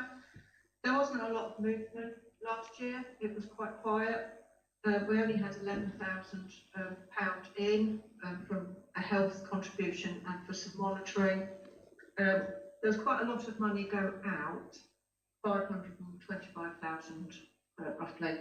A lot of that was for Stephen's house out of the affordable housing pot to pay for, and the youth facilities project that the council's got up and running, that is starting to draw on the Section 106 money now. So when we see next year's report, we'll probably see the final payments for that go out. And that really is the sum of the report. Okay, and could you do you know how much you've got in the kitty? How much you've actually got in Section 106 contributions unspent at this present moment in time? I can't see it on that big sheet. The figures will be too small for me. I just wondered if you knew roughly how much that we're either holding at the end. I think it's 1.8 million. Yeah. Is it at the bottom, is it? It's that less that, which is about 1.8. Ben, is that right? All right. Did we get the table in time? Because I put in an extra table with the closing balance. Is that is? In it. I don't think I've seen that. It's about 1.8. That's fine. That's what Councillor Spencer's just assured me. Thank you. Members, have we got any questions on this? Councillor Fittock, please. It's really more an observation, Chair. I mean, it's good to know that we've got these funding available, but somewhere we need to understand what the plan is to utilise some of these funds, which might be a separate paper, but then we can actually explain to, because this to some degree should be about, if we've got the money, what we're going to do with it, as opposed to got the money, then we find out in a year's time that we haven't spent it yet. So I'd like somehow for all this data to be linked together so we've got a picture moving forward about what we're going to do next. This may not be in this report, but some kind of mechanism so we can understand what next.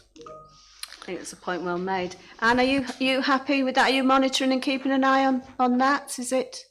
So a lot of the money, a lot of the 1.8 million is actually health money, and we meet with them regularly, and every single time I meet them I say, you've got X amount in the pot and it needs to be spent, and they've got a table that they get sent on a regular basis. They know exactly what's got to be spent and they know when it's got to be spent, but I can't make them spend the money, and if they go over their clawback period, then that money will probably have to be returned, but we can't make them spend it. We just have to push them to spend it. Okay, so based on the earlier agenda item about contacting our NHS and people like that, which was we spoke about earlier, a letter regarding this information, has that gone out? Are we having regular meetings? I know I met with Dan Doherty about the Burnham surgery and regarding them spending some financial Section 106 contributions. So I'm pushing it from the Burnham point of view. So how's it being pushed from a district point of view? Are we actually still continuing to do that? I know we touched on it earlier, but now all that sort of money's come out into the open. What are we actually doing about it to spend it? And then I'm going to go to Councillor Fittock. We have a tracker on all of the potential projects, and we go through them with the NHS on a regular basis. So we meet them about every 6 weeks. And so Burnham's on the tracker, and Good. every 6 weeks we say, we've got some money for Burnham, and then they come back at that, and then nothing happens. Well, that's the point I'm trying to get to. How can we make it happen? That's because that money will go back. It will go back, yes, it will go back, yes. Okay, all right. Maybe that's a different conversation to have. Councillor Fitter, thank you, Anne. Councillor Fitter. I mean, you touched upon, I mean, generally speaking, all of this money that we've got, or we're getting from extent developments granted in the past, and we've already got an infrastructure delivery plan to spend that money in principle. So we should, and I'm not saying it's the officer's responsibility, but as a corporation, we should be understanding what our delivery plan was and monitoring it and talking to the right people at the right level to say what you're doing. And I think more importantly now, because we've moved to the position where we've, to a large degree, started a second plan before we've agreed a second plan, we've got all of this infrastructure, S106 money building up to be brought in, and we have no idea how it's going to deliver anything. Yeah. So to me, we've got to be proactive on this, and we know where we're going to be. We know we're going to have a huge number of houses consented before we've adopted a plan. It will be useful to get an indication of what the plan is to spend that money before we get to the plan, because it might be too late. So I think we've got to be proactive on this. Yeah, I totally agree. That's what I was trying to get to. Ben, do you attend any of these meetings with the NHS and Doug and Georgina or whoever? I'm in touch informally with counterparts from the ICB. I'm not part of the formal contact. I think there is a question in my mind from my understanding of NHS process, which is that quite often you find the finances are separate to a lot of the operational stuff. Okay. And also that property is also dealt with separately. And the priority for the NHS usually is rates of patient discharge and managing the overspend in the acute. So this is, I think there's a strong likelihood. I can see colleagues have got hands up, and I'm probably going to get told I'm wrong, but and that will be fine. I wonder whether actually it would be timely. Yes, to get involved to see what we can do. Can't do any harm. Well, it can't. Can help them spend some money. Yes, I'm into that. Yeah. Matt, I think you had your hand up. Is it you first, and then Anne? Thank you.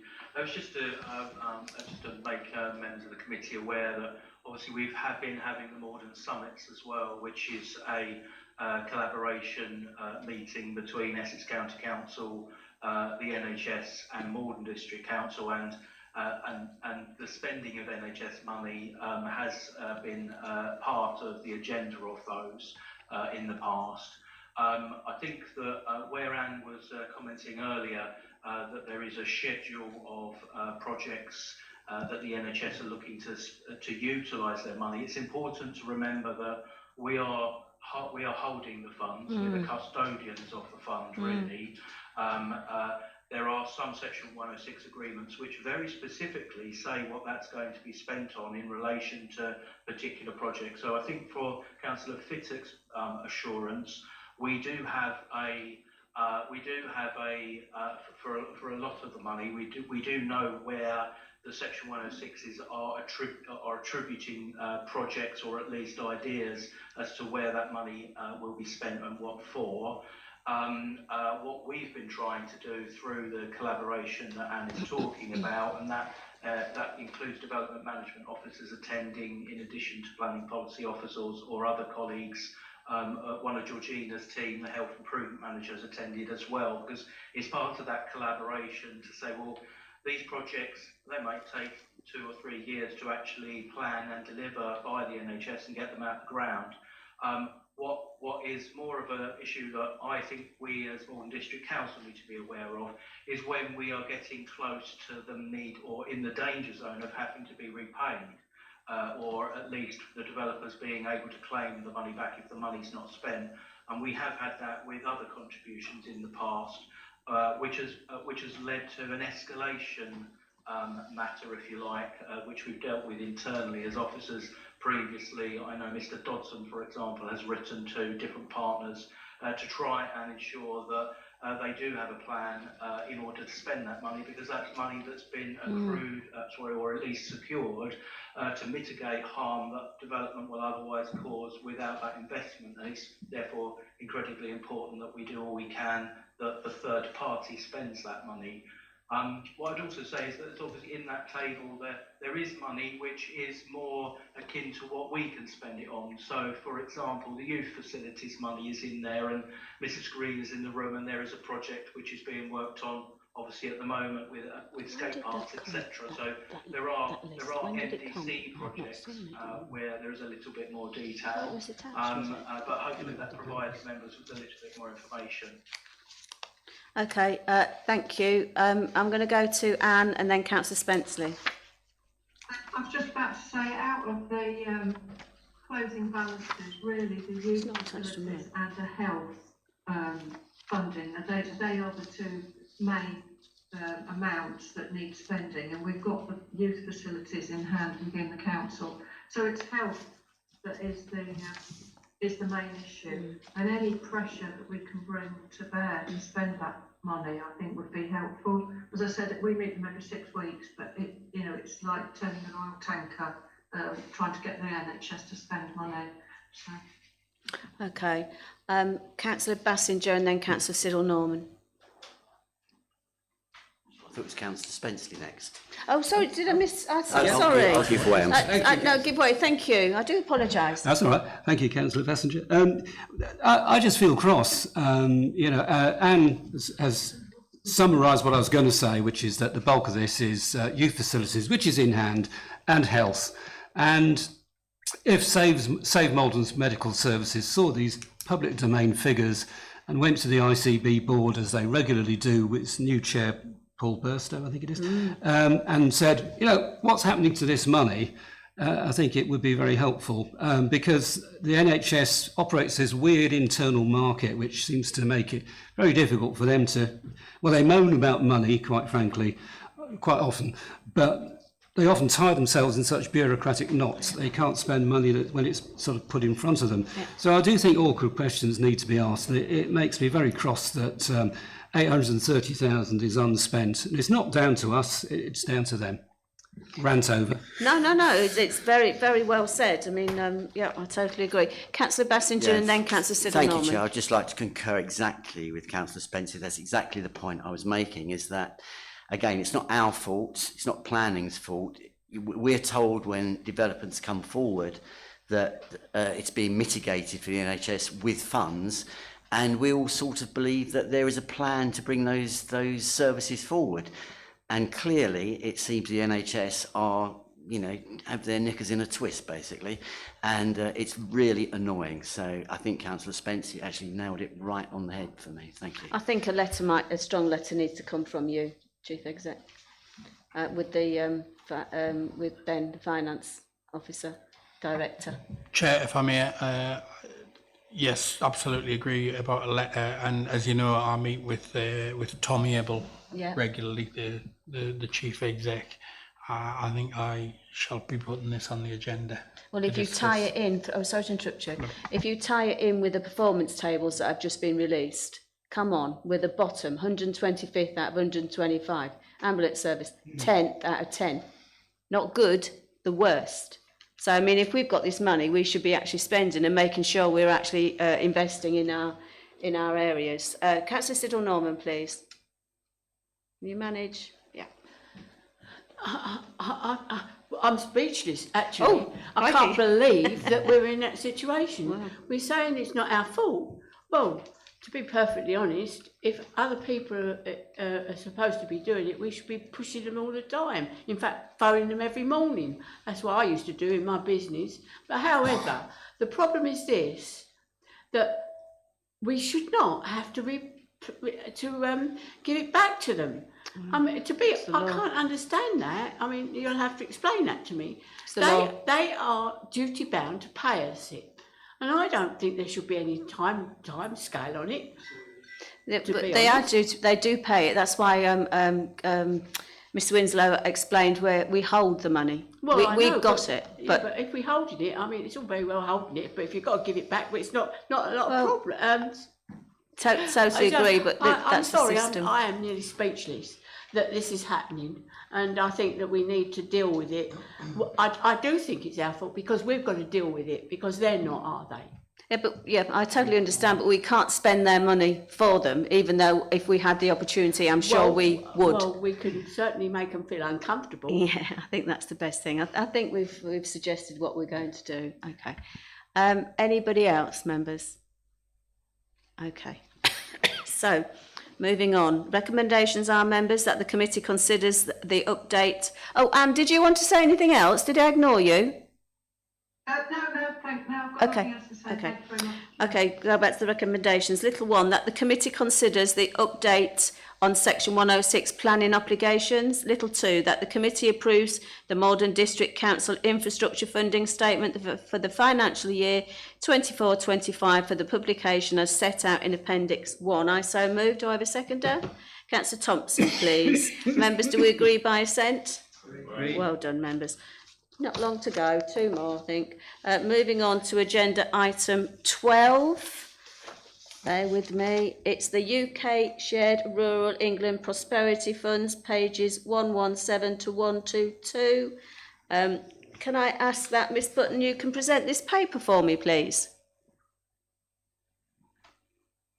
Yep, certainly, Chair. Thank you. So the purpose of this report is to update members on the progress of the UK Shared and Rural England Prosperity Funds for the allocation period of 2025-2026. As per usual with this report, the recommendation is that the committee acknowledges the update provided on Maldon District's UK Shared and Rural England Prosperity Funds, and that this committee continues to monitor the delivery. Short and sweet. Members, are there, excuse me, are there any questions? No, I'm going to go straight to the recommendation, members, that the committee acknowledges the update provided from Maldon District UK Shared and Rural England Prosperity Fund allocations for 25-26 and continues to monitor the delivery. I so move. Do I have a seconder? Councillor Nicky Swindle, please. Members, do we have agreed by assent? Agreed. Well done. Moving on to agenda item 13.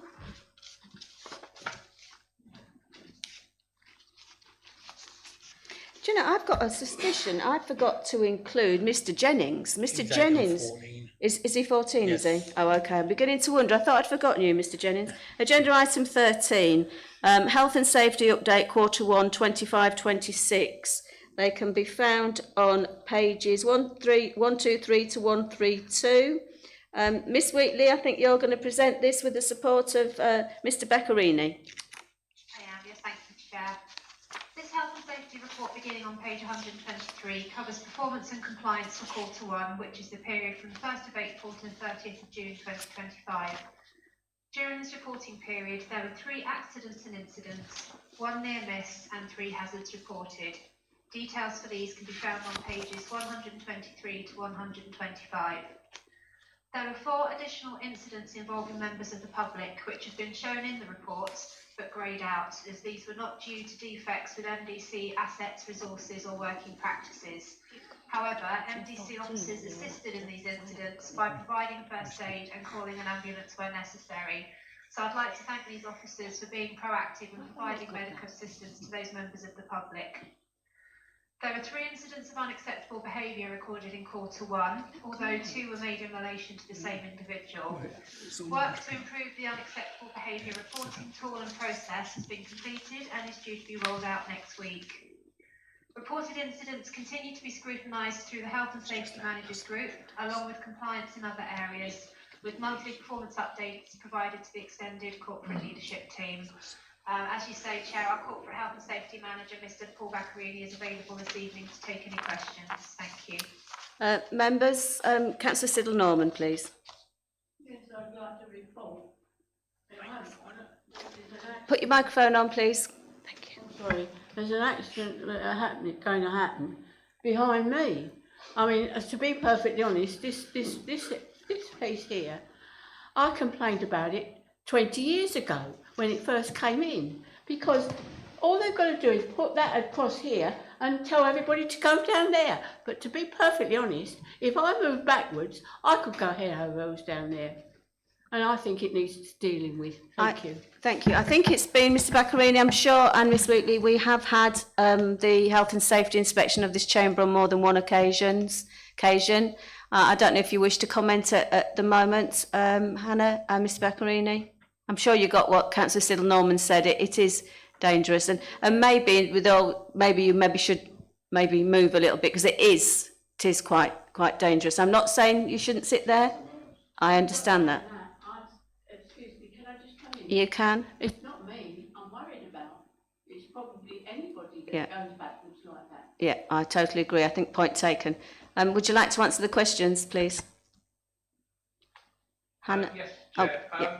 I'm sorry, Ms. Wheatley. I would just like to say I think it would probably be more appropriate to, because it doesn't concern the report, I would like to deal with any questions outside of this meeting if possible. Of course it is. I have had discussions with facilities with regards to the chamber, and I think it's best to involve them in any response.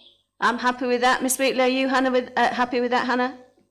Yes, just to reassure members, it is being actively looked at along with sort of other plans for the chamber. So yes, we'll make sure that that's picked up and fed back to members. Okay, all right. So are there any questions to do with the actual report?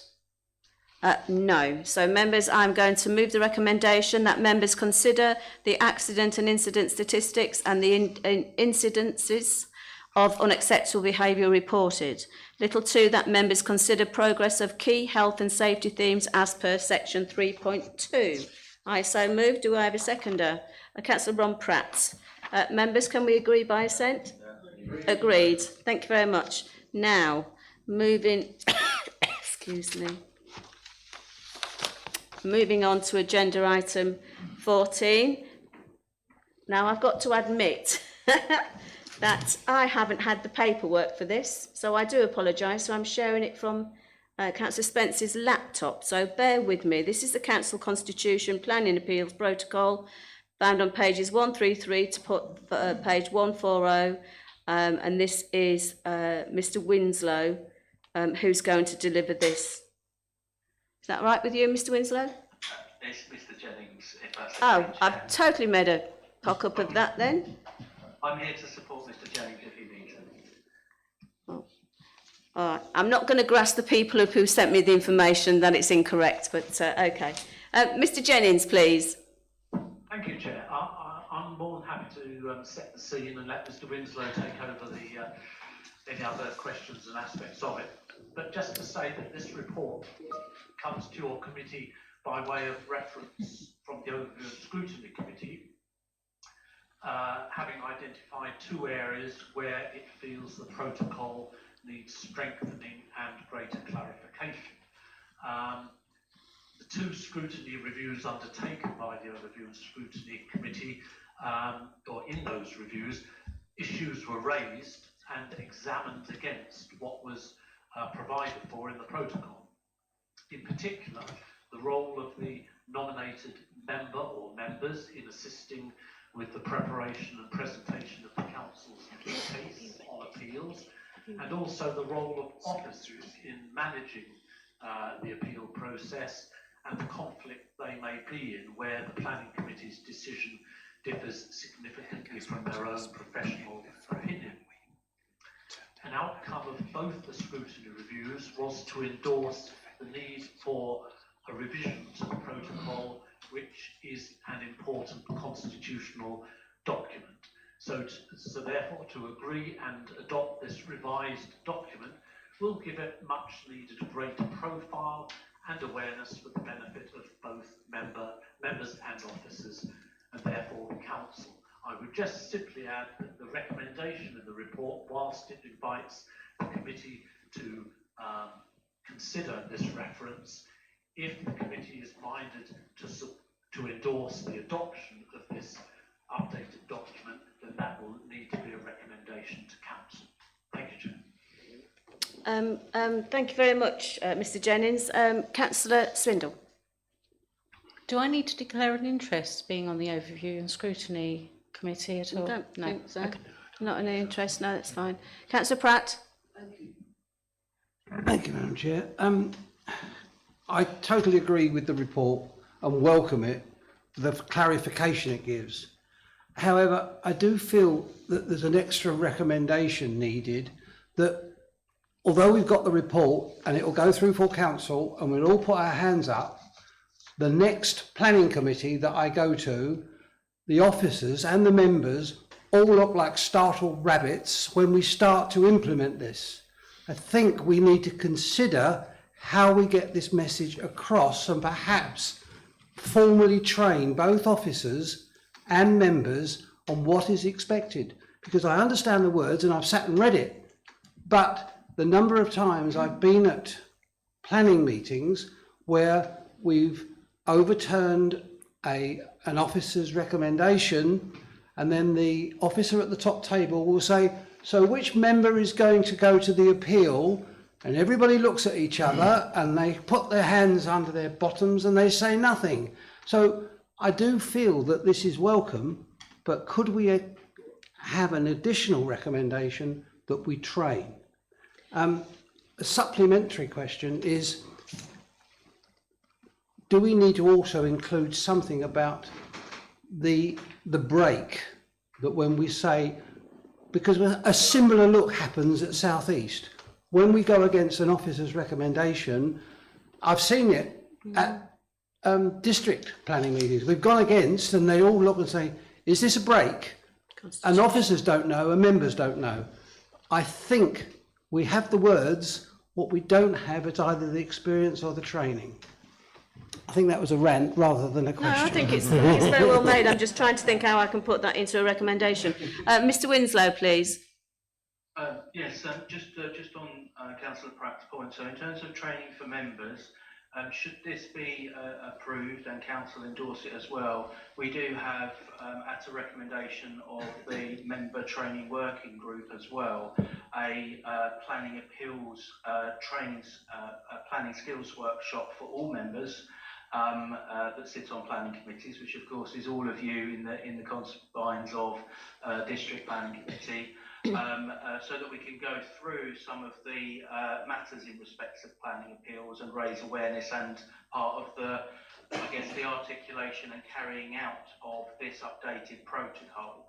So arrangements have been made to bring a programme of training to members.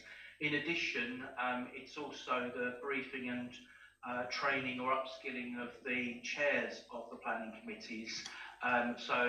Myself, Mr Johnson, Mr Jennings, other committee services staff, we last year reinstated the Planning Chairs and Vice Chairs Forum as a means of ensuring that there was a space for the chairs and vice chairs of planning committees to help manage or to help roll out and manage the meetings consistently across all of the committees, and this will be a matter that is talked about at the next forum, which is already in the diary.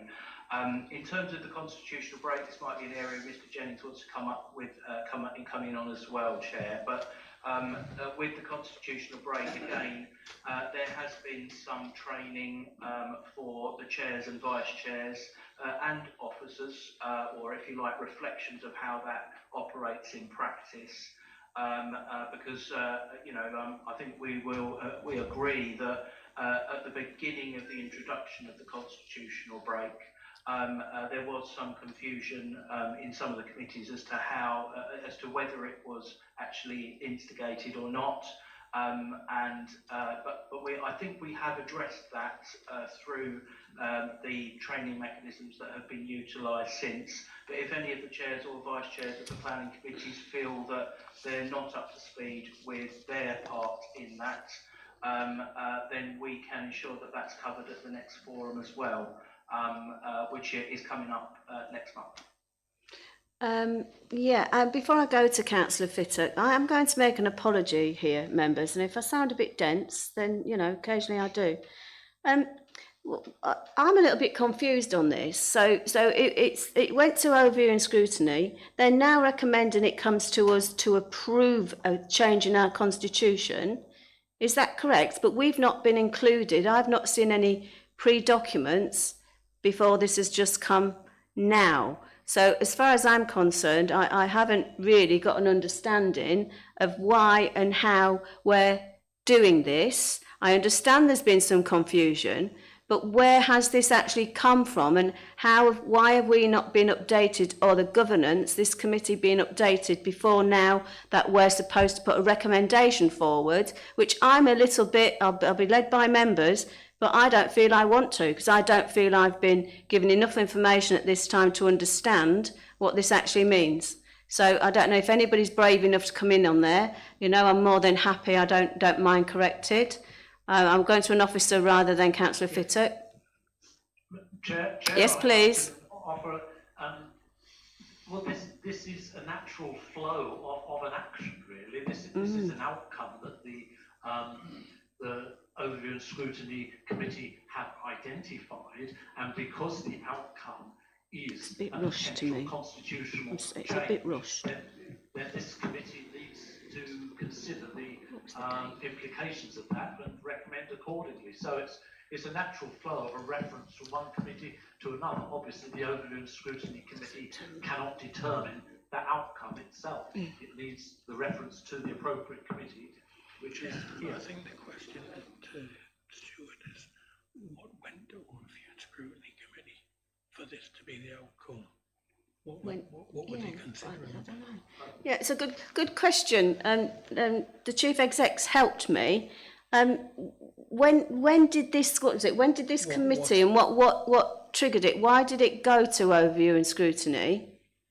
There were two particular scrutiny requests from members that were added to the scrutiny work plan of the committee, and as the report says, in the course of the working groups, the Overview and Scrutiny Committee working groups, and the committee's deliberation, there were clear issues. There were clear issues arising that were tested against what the planning appeals protocol said, and in the course of that, the committee decided that it would be helpful to both members and officers to give this protocol added strength and profile for it to be updated in the way it has. So the Overview and Scrutiny Committee has prepared the groundwork for this to be done as a potential constitutional change. That is for your committee to take on, as it were. Okay, Councillor Fittock, please. Thank you, thank you, Chair. I mean, in simple terms, I mean, this is a result of, in simple language, remember when we had the MPPF was changed, and we had a situation arise where the government wrote to the planning authority and said, do you want to change your mind on any of the consents or any of the refusals that you've granted? And a decision was made by delegated powers, and there was a little bit of a, some members were upset about that situation, and it became an Overview and Scrutiny Committee. So I think by definition, from as I'm seeing this, is that really it's firming up in 5.2. What happens in those situations whereby an application or a request for a change of position is sought from members, and it seeks to strengthen that by adding a change to the Constitution, to add in, for example, the leader of the council, the chairperson of the planning committee, and a nominated member. So that's primarily the difference. I mean, the actual thing hasn't changed. That is the element that's changing, is to make sure that we understand what the delegated process will be. Okay. Yeah. Thank you. Does that make sense? It does. I just don't like being caught off guard. I didn't have the paperwork, and I find it very uncomfortable that I'm actually being asked to chair this committee when this is the first I've actually seen of it. And I do apologise to members, but that's the first I've seen of it. Councillor Spenceley. Yeah, thank you. I just wanted to follow up Councillor Pratt's comment. I went to an appeal back in February against what I thought was a correct officer decision to refuse a planning application. But of course, the ground shifted with the land supply, so the appellant fielded an Oxbridge-educated top London King's Council and 11 supporting players, and we had 3 officers. And well, we weren't particularly defending it, but a couple of members were there and with residents, and we did make our points very strongly. But of course, the appeal was upheld. So as Councillor Pratt says, you know, it's putting members into a situation where they're facing legal professionals. I mean, I can do the Oxbridge educated bit, but not the legal bit. And he was a very objectionable man. I shouldn't say that in a public forum, but anyway, I've said it. It's true. But that's what they're trained to be like. But I think we need to be not afraid to put up and stand up, you know, because we're not experts. We just have to act in good faith. We need to refer to the local plan, need to represent our residents if it comes to that, and just do the best we can. I think really working with officers in it beforehand and some training would help us in that regard. But you know, I'd be willing to stand up and do that again, because we need to be up there defending our position. Councillor Siddle-Norman.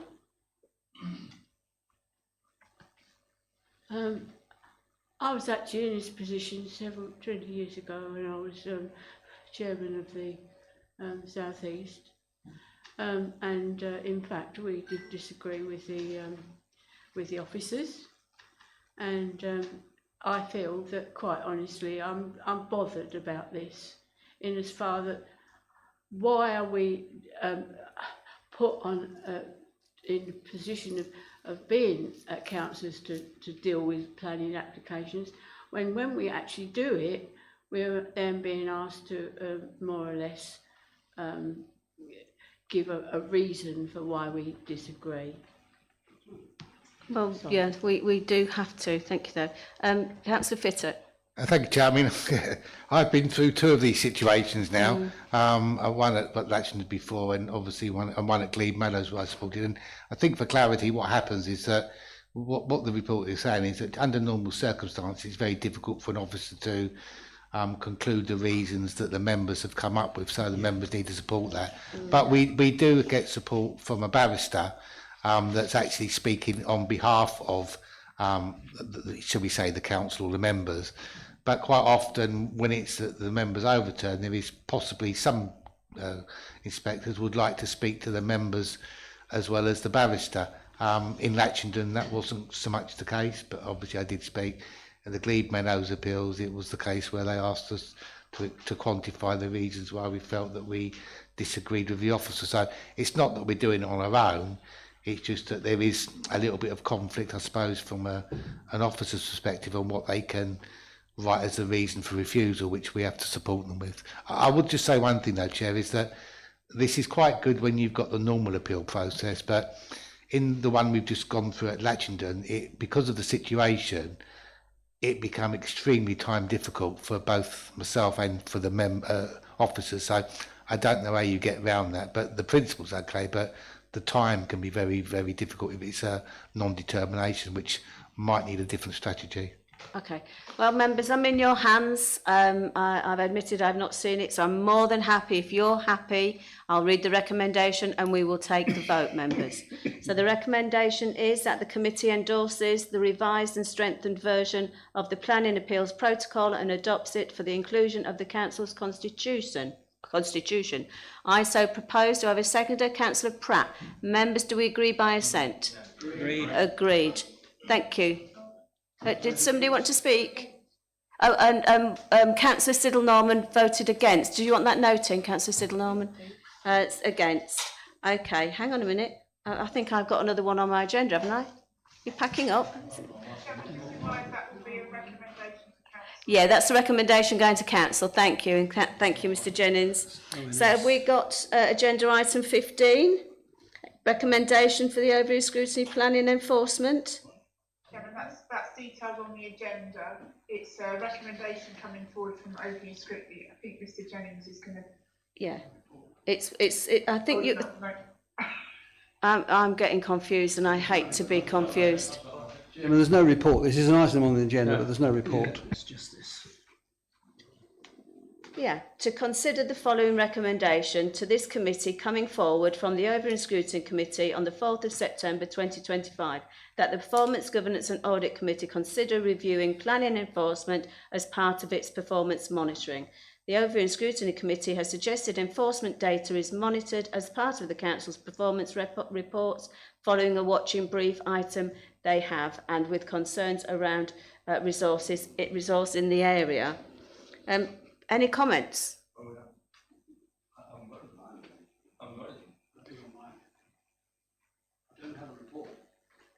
I think it's just to consider the committee coming forward. Mr Jennings, can somebody help us? Because this is really going a bit off-piste. Yes, Chair, as I understand it, I wasn't at the Overview and Scrutiny Committee last week, but this is another committee reference to simply take on board what it is saying there. It doesn't really need a report to say that in simple terms. But suffice to say that the Overview and Scrutiny Committee has had this subject on its agenda for some time as a watching brief. And there comes a time when a watching brief needs to be concluded and dealt with and referred to the appropriate place in terms of monitoring performance. And this is very much a performance monitoring issue. So the Overview and Scrutiny Committee is simply saying to your committee, are you prepared to take this on as a continuing matter for monitoring? In short, no, because we've got no information. Unless I'm being unreasonable, and I hope I'm not. Councillor Fittock, please. Perhaps I could explain, because obviously I'm on that committee. I mean, there was a watching brief on enforcement because it had risen to such a high level. And I think that the proposals come from the fact that it's no longer deemed appropriate to have a watching brief. But there was a suggestion whether or not the PG&A would want some kind of ongoing reporting of the position of enforcement, i.e. the numbers outstanding, things like that. So I think really what this is asking for is the PG&A to accept the fact that they will monitor the matter moving forward on a regular reporting basis. Okay, I'm through Councillor Bassinger, Yeah, and then I think we should have a little bit, something on the bones of this. It can't just come in that form, surely. Thank you. I totally agree. Doug. Yeah, thank you, Chair, and thank you, members. I think what we should do here, if it's talking about performance monitoring, it feels like it should be part of the performance reporting and included in there. Yeah. So let officers take it away and come back and with a proper... see if it's worth being another KPI as such on the main report. That feels what is being suggested. Yeah. And then it's not something as standalone. If they suggest, I think it came from an officer's recommendation. That was the intent, is to say, would you be prepared to have this as a measurement within your reports? Yeah. Okay. Members, I'm going to draw it to a conclusion. There's not enough information, certainly for me and certainly for this committee, to be able to make a decision on there. So what we'll do is we'll defer it and let Overview and Scrutiny or whoever come back at the next committee meeting, and then we will make a decision on it. But at the moment, I'm certainly not recommending anything because I haven't got a clue what I'm talking about. And I feel the other members in this case, no, Councillor Fittock maybe does because he's on that committee. But it would have been nice if we'd have had somebody from that committee, most probably coming to this meeting and actually explaining a little bit. And I know people are busy, they don't always want to come to other meetings, but sometimes it would have been helpful, especially if I'd have been briefed. I don't know if you've been briefed. I said, have you been briefed? No. So anyway, members, I'm going to move to agenda item number 16. Any other items of business that the chairperson of the committee decides is urgent? I have none, but believe me, I might have at the next one because I'm not going to say tonight because it's late enough. So members, I thank you for your time and your participation. Thank you officers at home and in the Sue, I don't know why you just don't do it from home at the moment because you've never been called. And thank you for your time and a safe journey home. And thank you for a very, very good meeting. Your participation was welcome. Thank you, Tara.